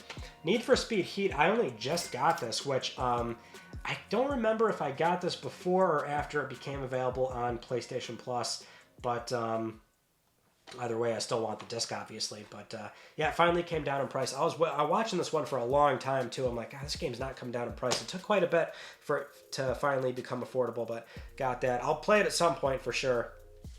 Need for Speed Payback, also Rivals being a PS4 launch title. Really couldn't tell you a whole lot about either one of these. I really didn't spend that much time with them. I know some of them are like they do like the cops and robbers thing. I don't remember which one. I think that's Rivals. I don't know about Payback, but I don't know. When they do the whole like, did I say robbers? Just basically cops pursuing or being the pursuer. I don't know. Just now, when you're doing that, that's where I kind of check out. But moving on to Night in the Woods. This showed up in a recent collection update. Has those small town vibes. Love this game. It's just so fun. Had bought and played it on Switch because it kind of felt like a very portable Switch, again, cozy kind of game, which it very much is. It really does capture the essence of small town vibes in a big way. Not to say I came from a small town. I live in Western New York, which, Buffalo, the greater Buffalo area, it's still a reasonably sized city. But I feel like without living in a small city, a small town, I feel like it captured it well. So somebody can correct me if not. But played it on Switch. It eventually got a limited run pre-order that took a long time for them to fulfill, and it's a shame that the studio and the name and the character art is not going to carry over into that game that they announced, and I forget what it was called, but they were going to do a new one that was announced somewhat recently during a PlayStation showcase, I believe it was, and now it's canceled, so that's a shame. But nice to have that on disc. Nioh, don't have Nioh 2, but this game is awesome as well. Team Ninja, which the relationship has continued there between Team Ninja, Koei Tecmo, and Sony for recently Rise of the Ronin on PS5. Still got to play more of that. No Man's Sky. Ooh, now there's a lot that can be said about this. Very loaded when you look at this box art and think about what they were building up to, the downfall of the game shipping and being, I guess, nothing like, what they were aspiring it to be, the sort of mission statement for this game of where you can fly anywhere, do anything, and it's like, okay, well, there's really not a whole lot we can do in this game. But Hello Games, very committed to the franchise and doing 20-something updates for it, massive content updates, and I played a little bit when it came out, and then I played during one of their big updates, which they've got a bunch of names for them. I couldn't tell you what they were. I jumped into one of them to see what was going on, and it was pretty cool at the time, but it was kind of like a one-night thing, so my experience with the game is not that big. Let's just put it that way. But I feel like if I had enough time, I'd probably really enjoy what the game has become nowadays. Now, speaking of another sort of controversy style game, The Order 1886 by Ready at Dawn. Now, I will tell you, this game seems to be the victim and constant, example of discussion surrounding just, well, this game in particular, which is everybody nowadays looks back on the game for a number of reasons, but primarily it's about, oh man, we should have got a sequel, or, the game was mistreated at the time it came out. I'm also mistreating it right now as I toss it across the side of the table. But, I always use this game as an example of it was a victim of, just pricing, which is, I find you should never judge a game by its price. And the reason why I say that is because of something like this, which is if you pay for it $60 day one, you might be upset by the fact that you finish it in 5 hours, and maybe on a subconscious level you'll convince yourself that you're not enjoying the gameplay or the plot line or something. Not to say that, not to suggest and gaslight people into thinking that, like, oh no, you're just wrong. You don't like those things because you paid for the game and you were done with it in 5 hours. But for some people on a subconscious level, that can happen. The point I'm trying to make here is that you spend a lot of money on a game, and if you're done with it very quick, that can lead to what feels like a poor experience, especially if you're, tight on cash, and that's just something where you have to think more deliberately about where you put your money into, for your games, right? It makes a lot of sense if you can only buy a $60 game so many times a year and you spend it on the Order. I'd be pretty bummed about the length of it too. But, getting to my point, by the time you play it for $5 in a bargain bin, obviously you're going to have a much, much different perception of the game. And moreover, because it has this negative connotation surrounding it, by the time you go and play it for $5, expecting a bad experience, but then you're like, wow, this game looks gorgeous for a PlayStation 4 game. Combat is also fairly tight. Maybe it's a little by the books and standard affair, but it still works and it gets the job done, and it serves the plot line, which actually has some encouraging and very exciting elements that are playing out. And it does lead to what we assume was going to be a sequel at some point. But that didn't happen because Sony did fund the game. It's their IP, and that eventually never came to be. Ready at Dawn also, in a completely different place now, being acquired, and now the founders left. And so it's just like, even if we get another Order, as people sometimes shout from the rooftops, I don't think you do, because it wouldn't be, well, in fairness, if Sony can internally build a new studio, get the founders, maybe some of the original team, the writers, try and build the original team that wanted to tell the sequel, then I guess that could happen. But in theory, like, asking for a sequel, you're not going to get the sequel that the real Ready at Dawn in that place, back in 2015, what the story they wanted to tell, where they wanted to take the franchise, how they wanted to learn from this entry, you probably weren't going to get that. Even though it is a Sony IP, they could in theory do it if they wanted to, but to do it right is probably a very unlikely thing to get nowadays. Moving on to Overwatch Origins Edition, kind of a useless disc, but something where it's a big multiplayer game during the PlayStation 4 cycle. I think people know what this game represents and what it's all about. Getting into some more limited run recent releases: Persona 3 Portable, Persona 4 Golden. Of course, had to get these, so they're pretty much self-explanatory. Same for Persona 5, which shipped on PlayStation 3 and PlayStation 4 initially, right? So I mean, these games were exclusive to PlayStation for the longest time, but Persona 5 is the game that really put the franchise on the map in a very big way. I would argue that Persona 4 Golden did a good portion of that for Vita. Now, by proxy of it being on Vita, I mean, just inherently the game is not going to be able to really expose the franchise to that big of an audience, is the point I'm trying to get across here. But Persona 4 Golden, I think, did kind of renew a lot of energy into the franchise, to where at least the goodwill being spread by Vita owners then sort of put the Persona franchise in everyone's mindset. But with 5 coming out and it just blowing up and being this huge big thing where now like Atlus gets it, right?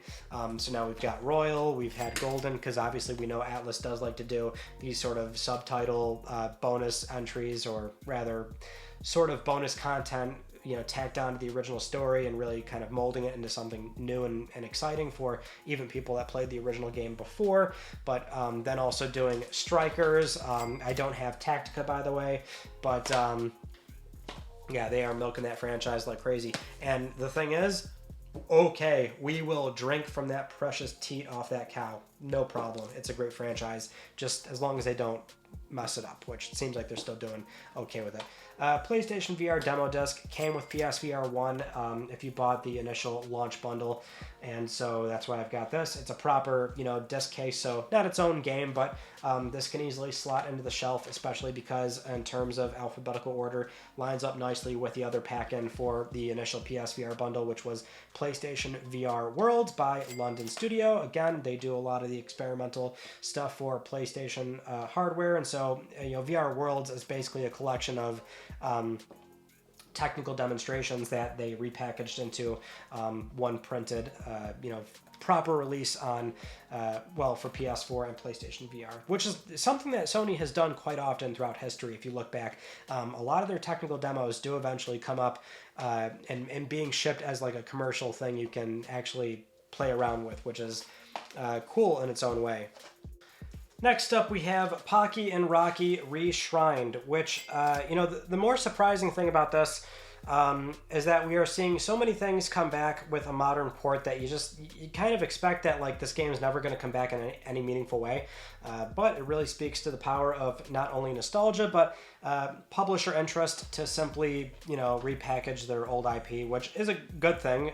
Quite honestly, when you consider how many games are commercially unavailable to buy, it is always good that we have publishers more willing to go back to IP that are maybe lesser known, or maybe it didn't do nearly as well back in the day. Not to say that's the case for Pocky and Rocky, but you just sometimes consider that, okay, we're not going to see that game come back. Like, if you want to play it, you're going to have to buy the original copy, original hardware. But it's cool to have that back as well. So had to grab that one because it's so... well, for me, I don't collect or buy physical games for a lot of cartridge systems, that primarily being like your NES, SNES, a lot of the Sega stuff. I'll do handhelds for Nintendo, so I like my Game Boy and Game Boy Advance and things like that, and Game Boy Color. But the point I'm trying to get at here is that it's great when we have ports of any games from those, or they're available on disc in some way, because that's kind of where I draw my line. I do, as crazy as it sounds, I do have a line that I draw with my collecting and buying habits, because I know that if I try and buy and play for like every platform that I enjoy, which is basically everything, then it's going to get a little too crazy, because it's already pretty crazy in here. The next up we have Project High Rise Architect Edition. This showed up in a mystery lot as well, but I'll tell you, this is a game that I could certainly enjoy, because it's, management sim game, so I am definitely into that. Not doing a whole lot of opening these game cases, and oftentimes what I'll do is rotate the banner so it's back to the bottom, which I don't know why, it's just a habit that I do if I open a game and I see that it's not aligned. But this is a generation where manuals aren't really a thing, so there's never usually a reason to look in there unless you want to check out some of the beautiful art on the disc. Psychonauts 2 Mother Lobe Edition. Kind of an expensive, well, at the time it was expensive because, it was a $70 release, but it was a PS4 game, which that just kind of has a stigma, not a PlayStation 5 game, which at the time many publishers finally started doing an MSRP of $70 for their games. But, we had not seen any PS4 game go with that pricing structure. Psychonauts 2 did, but, for many at the time, it felt like, okay, this is probably the last time we're getting a print of this game, because as you see, this was post-acquisition from Double Fine, from Xbox Game Studios acquiring Double Fine. Also, it was a somewhat limited print release with IM8-bit. It is available at retail, mind you, but just something where it has that, I guess, appearance to many that we're not going to get this thing ever again, or something, or it's like a one print run kind of thing. Or so for me, I was like, oh, I'll buy it at $40, which is what I did. It showed up in a collection update, and it's nice to have it on disc. Also, there's the assertion that we're not going to get a native PS5 version, so there is going to be no PS5 disc. But I think that's kind of what was going down with the Mother Lobe Edition for Psychonauts 2. Actually, yeah, let's put the stack away. Let's move on to another one. Now we've got Ratchet and Clank, the 2016 remake. And I do know that for many die-hard Ratchet & Clank fans, there is a problem with this game. Many have an issue with how they remade it, and that they changed certain elements or the way certain characters behave. And now I like Ratchet & Clank a lot. I'm not a die-hard fan, so I couldn't even pinpoint like those changes to you right now. I just know it is something where they took certain liberties with remaking this entry, and so that did upset many Ratchet & Clank fans. Now, maybe this is because I'm not a massive fan of the franchise, as in like I'm a huge mega fan, that, you know, those changes felt more lenient to me, but I had a great time with the 2016 release. I think it's, you know, feels and plays like Ratchet. It has the Ratchet humor. I mean, it's very much Ratchet & Clank 1 in my book, although, yes, they did change many elements to where it didn't bother me. But, you know, I can sympathize with, you know, diehard fans that, you know, care very deeply about that particular entry, and they want it to be, you know, a sort of play-by-play remake with things, you know, staying the way they were. But for me personally, my time with the game, I loved it and had a fantastic time with it. And I'm glad that I guess I wasn't, you know, disrupted by anything that they did move around or, you know, adjust. Moving on to Red Dead Redemption 2. I mean, this game speaks for itself. Red Dead 2 is really a Rockstar. I feel inclined to say classic, but it's so recent in our minds still. Like, the game just came out, late life cycle PS4, but it's incredible. I mean, there's just so much that can be said about Red Dead 2. Red Dead 2, and doesn't have nearly as many. Like, Red Dead 1 had a lot of certain low points, like the Mexico part everyone seems to point out, but I don't know, for 2 it seems like the whole way through it was firing on every cylinder. Rick and Morty Virtual Reality, a very silly game, which, you know, if you like the show, then you're going to get mileage out of this. It's very much like the Rick and Morty writing. It's silly and doesn't take itself seriously at all. And it's like everything you do and everything you interact with is trying to crack a joke. So if you're into that kind of thing, then you would get a lot of fun out of this. Although I know for some, they're like, I can't stand the Rick and Morty humor, so obviously the game is not going to really change that for you. But I thought it was, you know, enjoyable for what it was. And that showed up in, I think that I did that in 30 Platinum's part 1, I think it was. Either part 1 or part 2. Rhyme. This was supposed to be a 30 Platinum's candidate, now that I think about it, but I don't, I didn't end up doing it.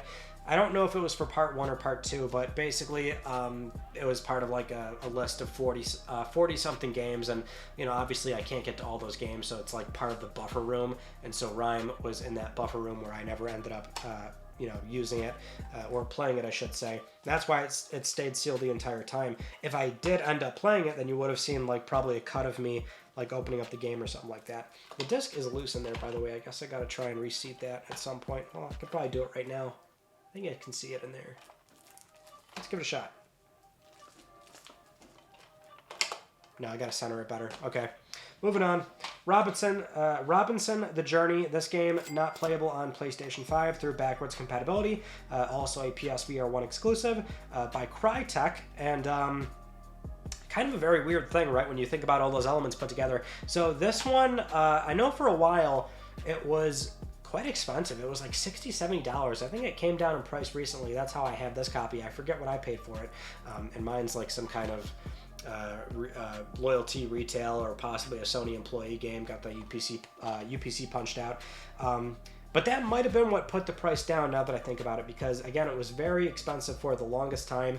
So what probably happened is a bunch of like very new minty copies with the UPC punched out, like all those were flooding the market, which meant it was saturating and the price was finally able to come down. Also, I can't stand when box art is not seated correctly, so let me fix that real quick. I haven't played it, but I want to at some point, because it is very much in a unique position from, you know, again, being from Crytek and whatnot. Secret of Mana, I should say, from Square. Great to have this on PlayStation 4. I know some are not thrilled with how this was approached either, but looked fine to me. I enjoyed it. Sega Genesis Classics on PlayStation 4. This one sealed forget how I came into this. I mean, there's like so many Sega collections nowadays on various platforms, so I almost feel inclined to like not go crazy for these when they eventually come out. But it's always about looking at that release list, what games are on there, what, you know, new features do they support, are there cool custom borders or any sort of, you know, unlockable things you can do. I guess nowadays it's more what you look for out of a compilation disc. Shadow of the Colossus. So that showed up in the $40 mystery box, like I said, so high value games. This one, I believe, was not, either it was sealed or it wasn't sealed, but the problem was that it had this like noticeable damage in the front of the box. If I can bring in closer there, so kind of hard to make out right there, but so again, like from my understanding, those 10 something games that I got were part of a reject list, a no sale list from Target inventory, and that's how I was very lucky to pay only $40 but get a bunch of, you know, relatively new games that were in like new condition. Shin Megami Tensei 3 Nocturne Remaster. At some point I will open this and play it, but just one of those things where for now can't really do that, don't have the time.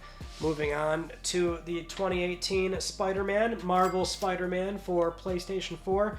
Wonderful game from Insomniac, and you know, it's always a cool story to hear that basically, you know, Marvel approached bunch of game companies, said, do you want to do, you know, something Marvel related? You want to make Spider-Man? You want to do this and that? And Microsoft at the time said no, and it seemed like they didn't really have much luck.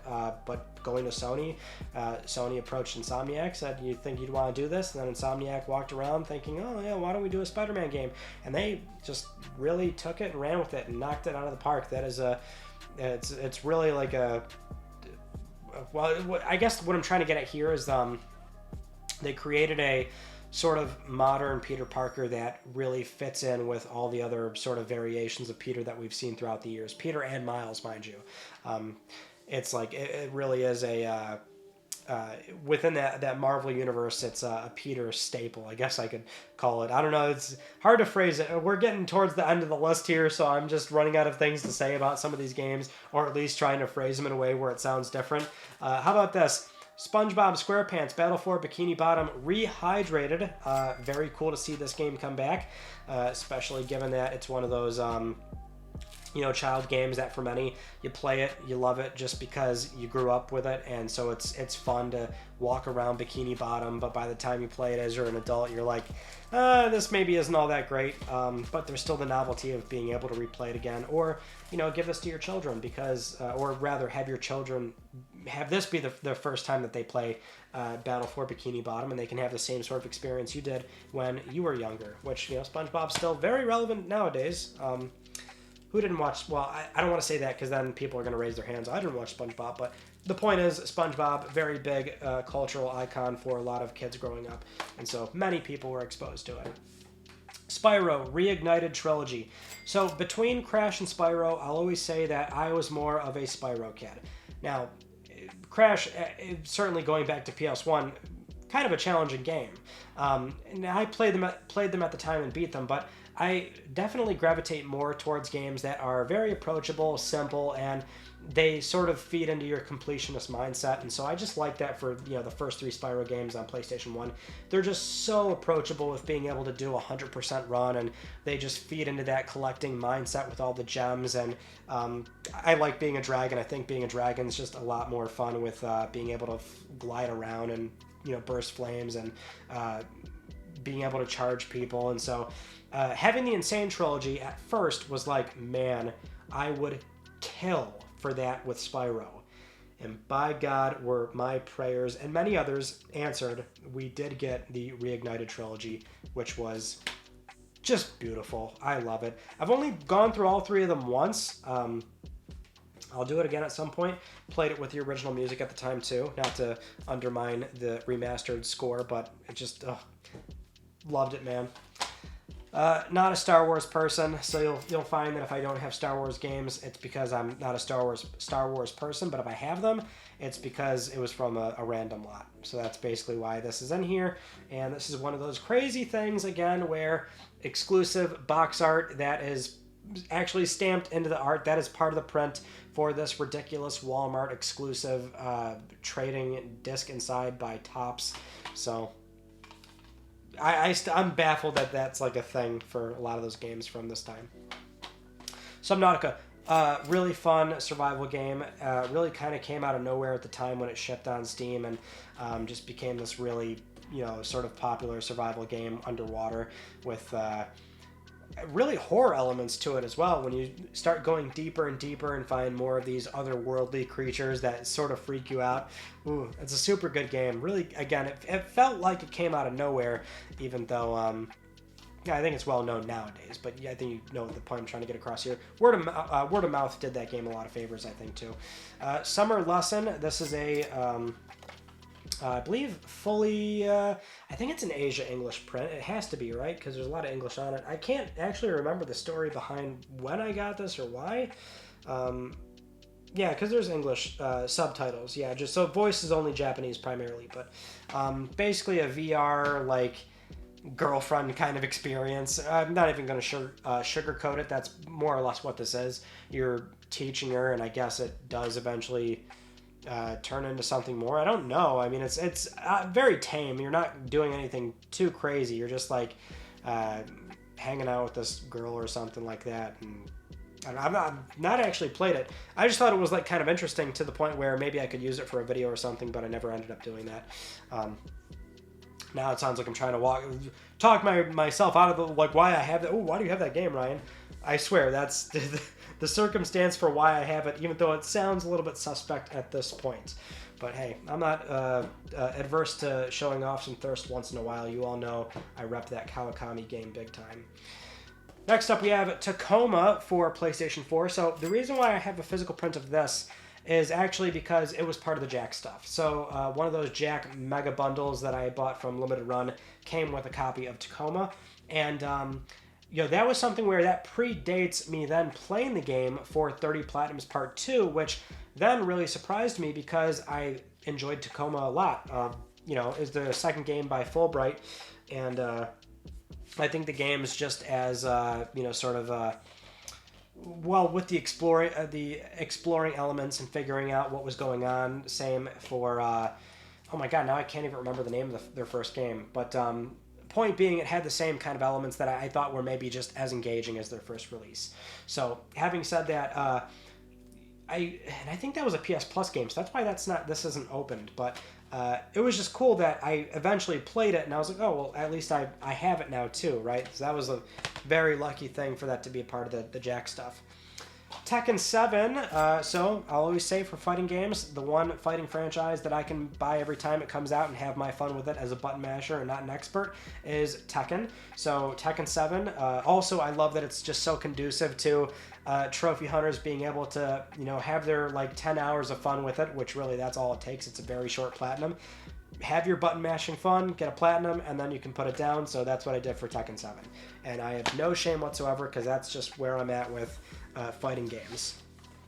Terraria we have. This copy not in great condition because, oh yeah, it's terrible condition actually. I'm not even sure why I considered keeping this in the final library, but part of the random lots, but Terraria is pretty well known. Oh, there we go, another PlayLink game. Oh, this too is in bad shape. I've got to have a better case back there in my back room. But yeah, need the phone app to mess around with this game. PlayLink, it's basically a party game. Have fun with your friends. Hoo, very silly, funny stuff. Theater Rhythm, Final Bar Line, a recent pickup. Pretty affordable at the time. I think I paid like $25 for it. But something where I love the Final Fantasy franchise, love the music, so for this being a rhythm game with a bunch of like Final Fantasy OSTs, like how could I not enjoy that? So at some point I'll dive into that. And then we've got Titanfall 2 here for PlayStation 4. Have not spent a lot of time with the Titanfall franchise, but I know for many, they shout from the rooftops about Titanfall and they spread the good gospel of this franchise, which I can appreciate. It's just a shame that, for many, you're not going to get a Titanfall 3. Or at least not what Respawn wanted to do with a eventual Titanfall 3 proper. Moving on to some Tom Clancy games here. We have Tom Clancy's The Division and also The Division 2, which I mean, it's The Division. Played a little bit of the first one. It is cool that you can, go through it and play it by yourself, but never got into The Division 2. But it's always, I guess, a good benchmark to, sort of point out the kind of games that... Because, I always use this as an example for The Last of Us multiplayer, what that game possibly could have been, which was, a sort of large-scale Division, go about it on your own, PvP, PvE elements. So that's often the only thing I can say with The Division, because it's, I think, a really good framework for, being adaptable for other IPs or just other games in general, which really that has already happened anyway. We've got a lot of games that are like The Division, but that was one of the first. That was a very big budget, backed by a big publisher, and came out in a relatively finished state compared to most other things that maybe ship on Steam in early access. Anyway, Tony Hawk's Pro Skater 1 and 2. This is the remaster that we were looking for out of Tony Hawk games, not the one that shipped on PSN, which... PSN during the PS3 days, which was not bad. I thought those were fine, but this was... these are just absolute classics. How can you not play these games? Or enjoy them, I should say. Trials Rising. Trials is really fun. It's one of those early... PSN, Xbox Live download titles that were pretty fun because you were just, always messing up with the bike launches, and it's one of those games where it really encourages restarts to do a proper run through the 2D landscape and trying to, balance your bike properly. And so it was cool that we got more Trials and, disc prints for it as well. Trover Saves the Universe. This is Squanch Games, so basically you're Rick and Morty writers. So again, if you're not into that humor, then you probably wouldn't like this. But I will say, if it's more like, I guess, the Rick and Morty characters that you don't like, then maybe you would enjoy this. This I thought was and maybe this just speaks to how childish I can be, but I thought it was hilarious. I thought this was super fun, really silly. With, again, I can enjoy toilet humor writing or obnoxious writing that just kind of repeats lines over and over again, and that's the humor there. I don't know, just something where I got a lot of fun out of it, more than Rick and Morty. Because Rick and Morty is fine, I can watch that and have my fun with it, but this being a weird original thing, that was super cool. Also Accounting Plus, which does have a disc, but I don't have that disc. I think it's kind of rare now, so... But that's another one that was super fun. Tunic on PlayStation 4. No PS5 print of this, unfortunately, but Fangamer did handle the physical run of this game. It does have the PS5 upgrade banner, so if you do insert the disc, you're going to be entitled to the PlayStation 5 digital version. But, always looking for the disc, obviously, no matter how it comes. So got this one, which cool to have a slipcover, and it's nice and holographic. Your boy loves that. And nice little dungeon crawler, top-down viewpoint, Zelda-inspired. Those games are always just... more often than not, those games always hit, and Tunic is one of them. Turnip Boy commits tax evasion. This showed up for 30 Platinums Part 3. Very fun game. It's... has flash game vibes. It's very short. You can get through it pretty easily, and but it's like a fetch quest or mild puzzle solving game that just has you going through this cute little art style, and the writing's very silly, and so had a lot of fun with this game. I definitely recommend that, especially if you are into trophies and you want a very enjoyable one night platinum. Ugly Dolls: An Imperfect Adventure. Couldn't tell you anything about it. Showed up in a mystery box, and I figured, yeah, it's a nice complete copy. Case seems to be in good shape. Why not throw it up on the shelf there? Uncharted 4: A Thief's End. Also Uncharted: The Lost Legacy. Also Uncharted: The Nathan Drake Collection.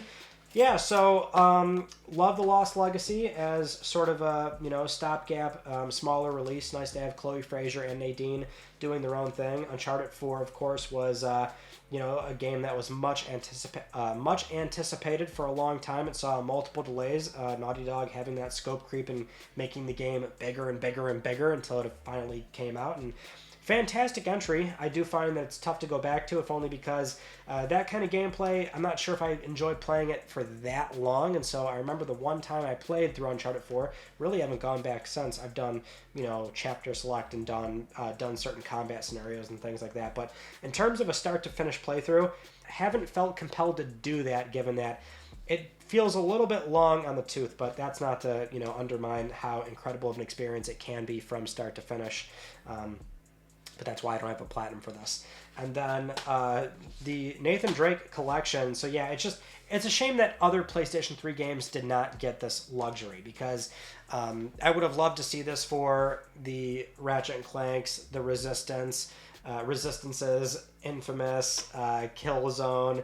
But if you're going to do one of them, it probably was going to be Uncharted, which was well-deserved. The games look beautiful at 60 frames on PlayStation 4, and adding the brutal mode as well was really fun, really challenging. And I forgot to mention too, Blue Point, right? So we're talking about Blue Point as well, doing a lot of these remasters and port jobs, which they were well known for at the time.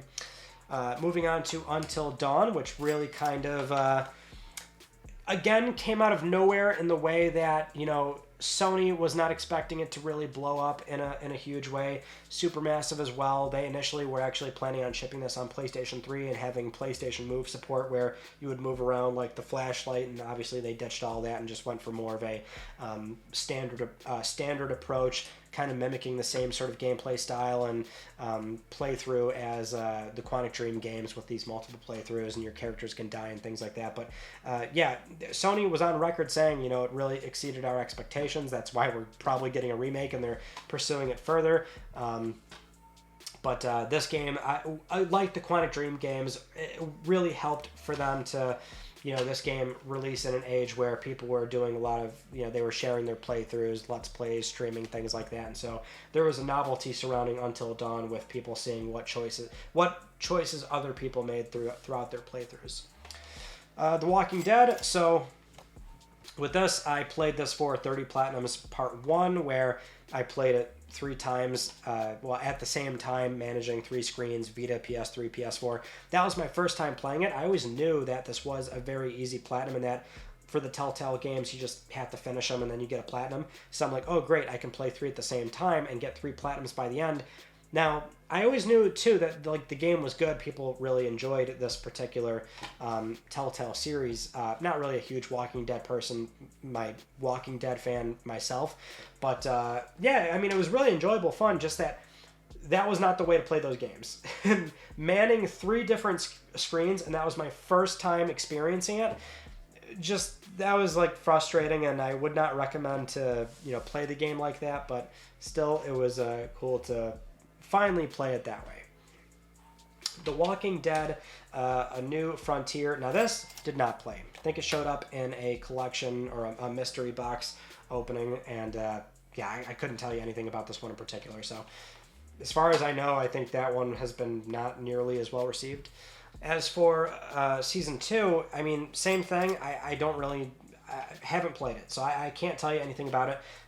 We can see some review scores here, 9s across the board, so it seems like people enjoyed this entry as well. But yeah, I don't know, never got to it. Again, I'm not a Walking Dead fan, so I did that one for the 30 platinums because it seemed like a great way to get 3 platinums, and what I thought was one playthrough didn't really work out that way, because again, manning 3 systems was a huge pain. But because of that, haven't really played the other ones. But Wipeout Omega Collection on PlayStation 4.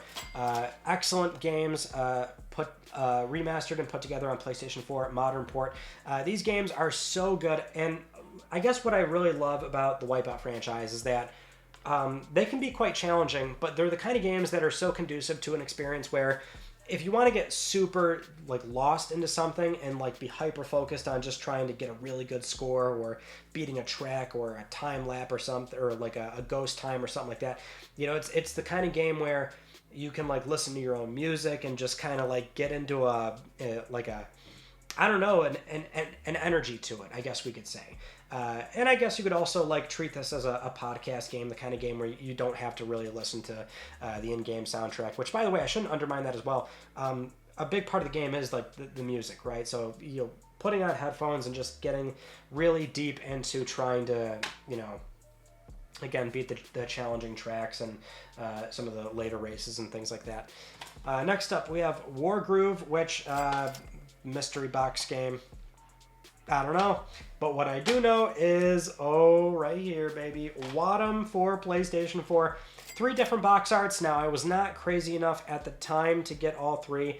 I just got the one with the nigiri sushi here. But there's one with an apple, and there's one with a sun or an egg or something like that. I think there's a 4th one, too. I can't remember exactly. But the point is, I will buy and play anything the creator of Katamari will put out and make. So that's what Wadham is, which is the same sort of art style and presentation, and certainly the quirkiness as well, where you play as this mayor throughout a town and you just like poop stuff out and stack things on top of each other, and it's just this very strange playground. Bought it digitally at first and had to get a physical print, especially when the box art looks like this. One of my like most favorite arts for any game, to be honest. Now we get to a way out. Letter A should have been up front, but sometimes alphabetically it's like better to just like do that where A's or thes are put. You start judging the next word in that lineup. Having said that, a way out. So I did play through this. I played with a coworker of mine. Why did I say coworker? He's a friend. I knew him as a coworker initially. Now we're good friends.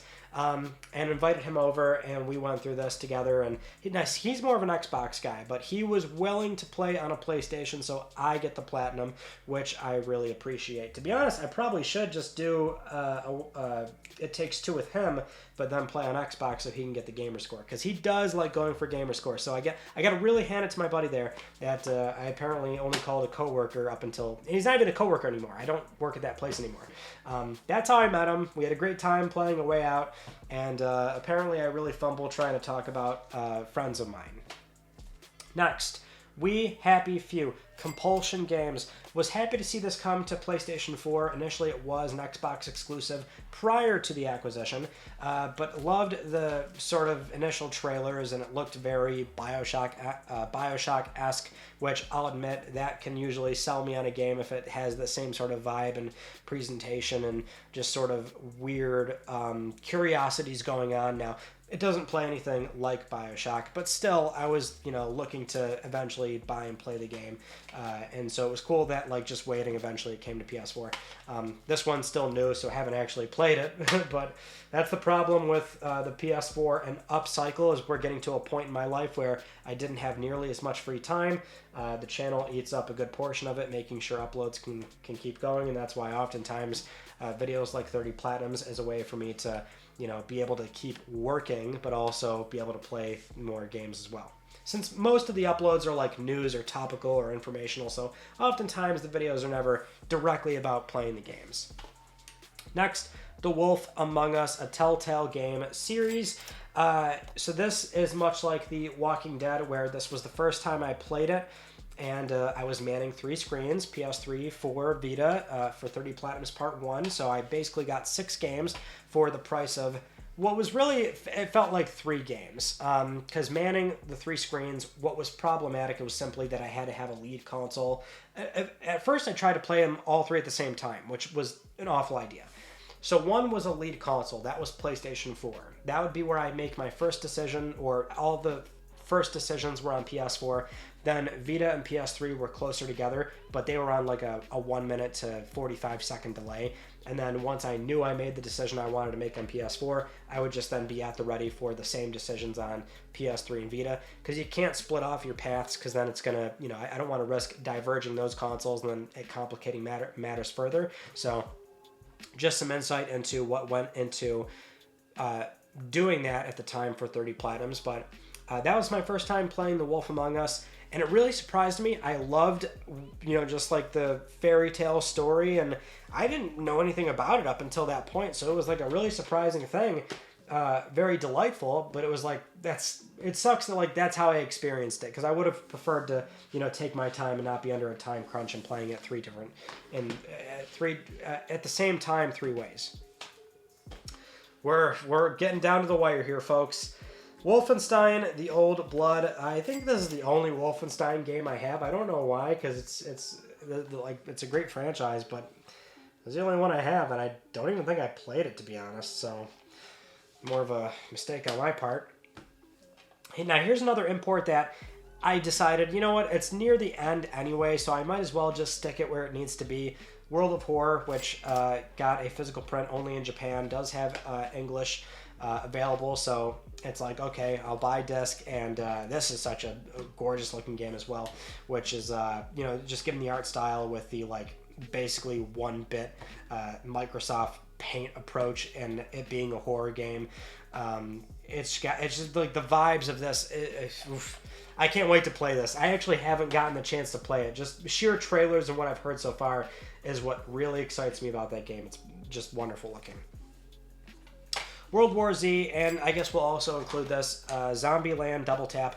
Both were mystery lock games, so not something where I specifically bought them for, you know, for what they are. Although that's not to say they're bad games either. I just never bought them myself.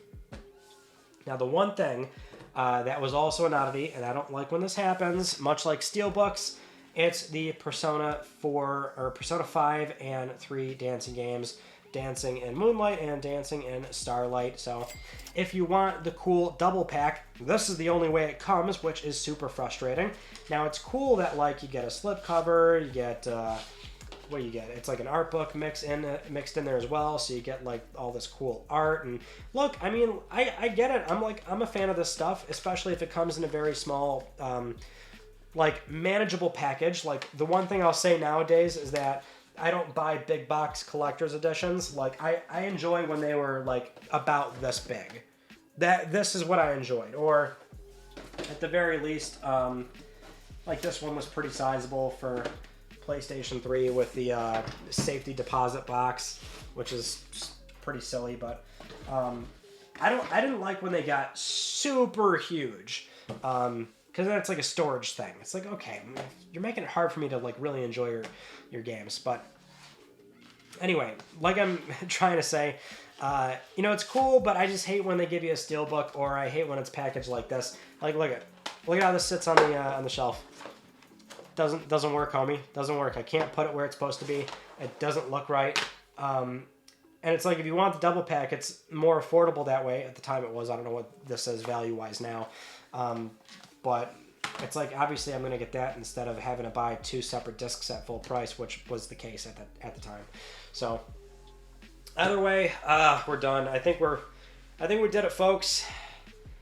Oh, that was a very long conversation. I cannot believe I actually did all that. And if you actually sat here and watched this, or really, I pray that you did listen to this like a podcast. That was probably the more appropriate way to do it. But however you did it, God bless. Maybe you were checking in periodically and I was still just talking your ear off. But that is my PlayStation 4 collection, which does continue to grow ever so slightly, considering PS4 is still highly relevant, with all these games being playable on PlayStation 5 and some PS4 games still coming out as only PS4 games, which is fine, because depending on what it looks like, it doesn't really need a PS5 version per se, unless you're looking to get 2 platinums. But I digress, as I often do. Just something where, yeah, it's slowly growing, but it has slowed down a lot, so I can't imagine this will look a lot different in 5 years' time. I mean, I'm feeling pretty good about certain platforms. PS3, PS4, really being my 2 big ones. These are the most games I have between those 2 platforms, so I do still occasionally buy, and especially if I need something for videos, but for the most part, it looks pretty good. Although things change, obviously, I'm sure. If there was anything in here that you're like, he doesn't have that, maybe someday I will, because I just haven't gotten to it yet or something. So I'm sure it will change, but again, I can't imagine much. Anyway, imagine by much. I'm going to stop tripping over my own words and forgetting certain words and sounding like a caveman and not enunciating. Thank you so much for watching. I will see you all in my next video. You take it easy.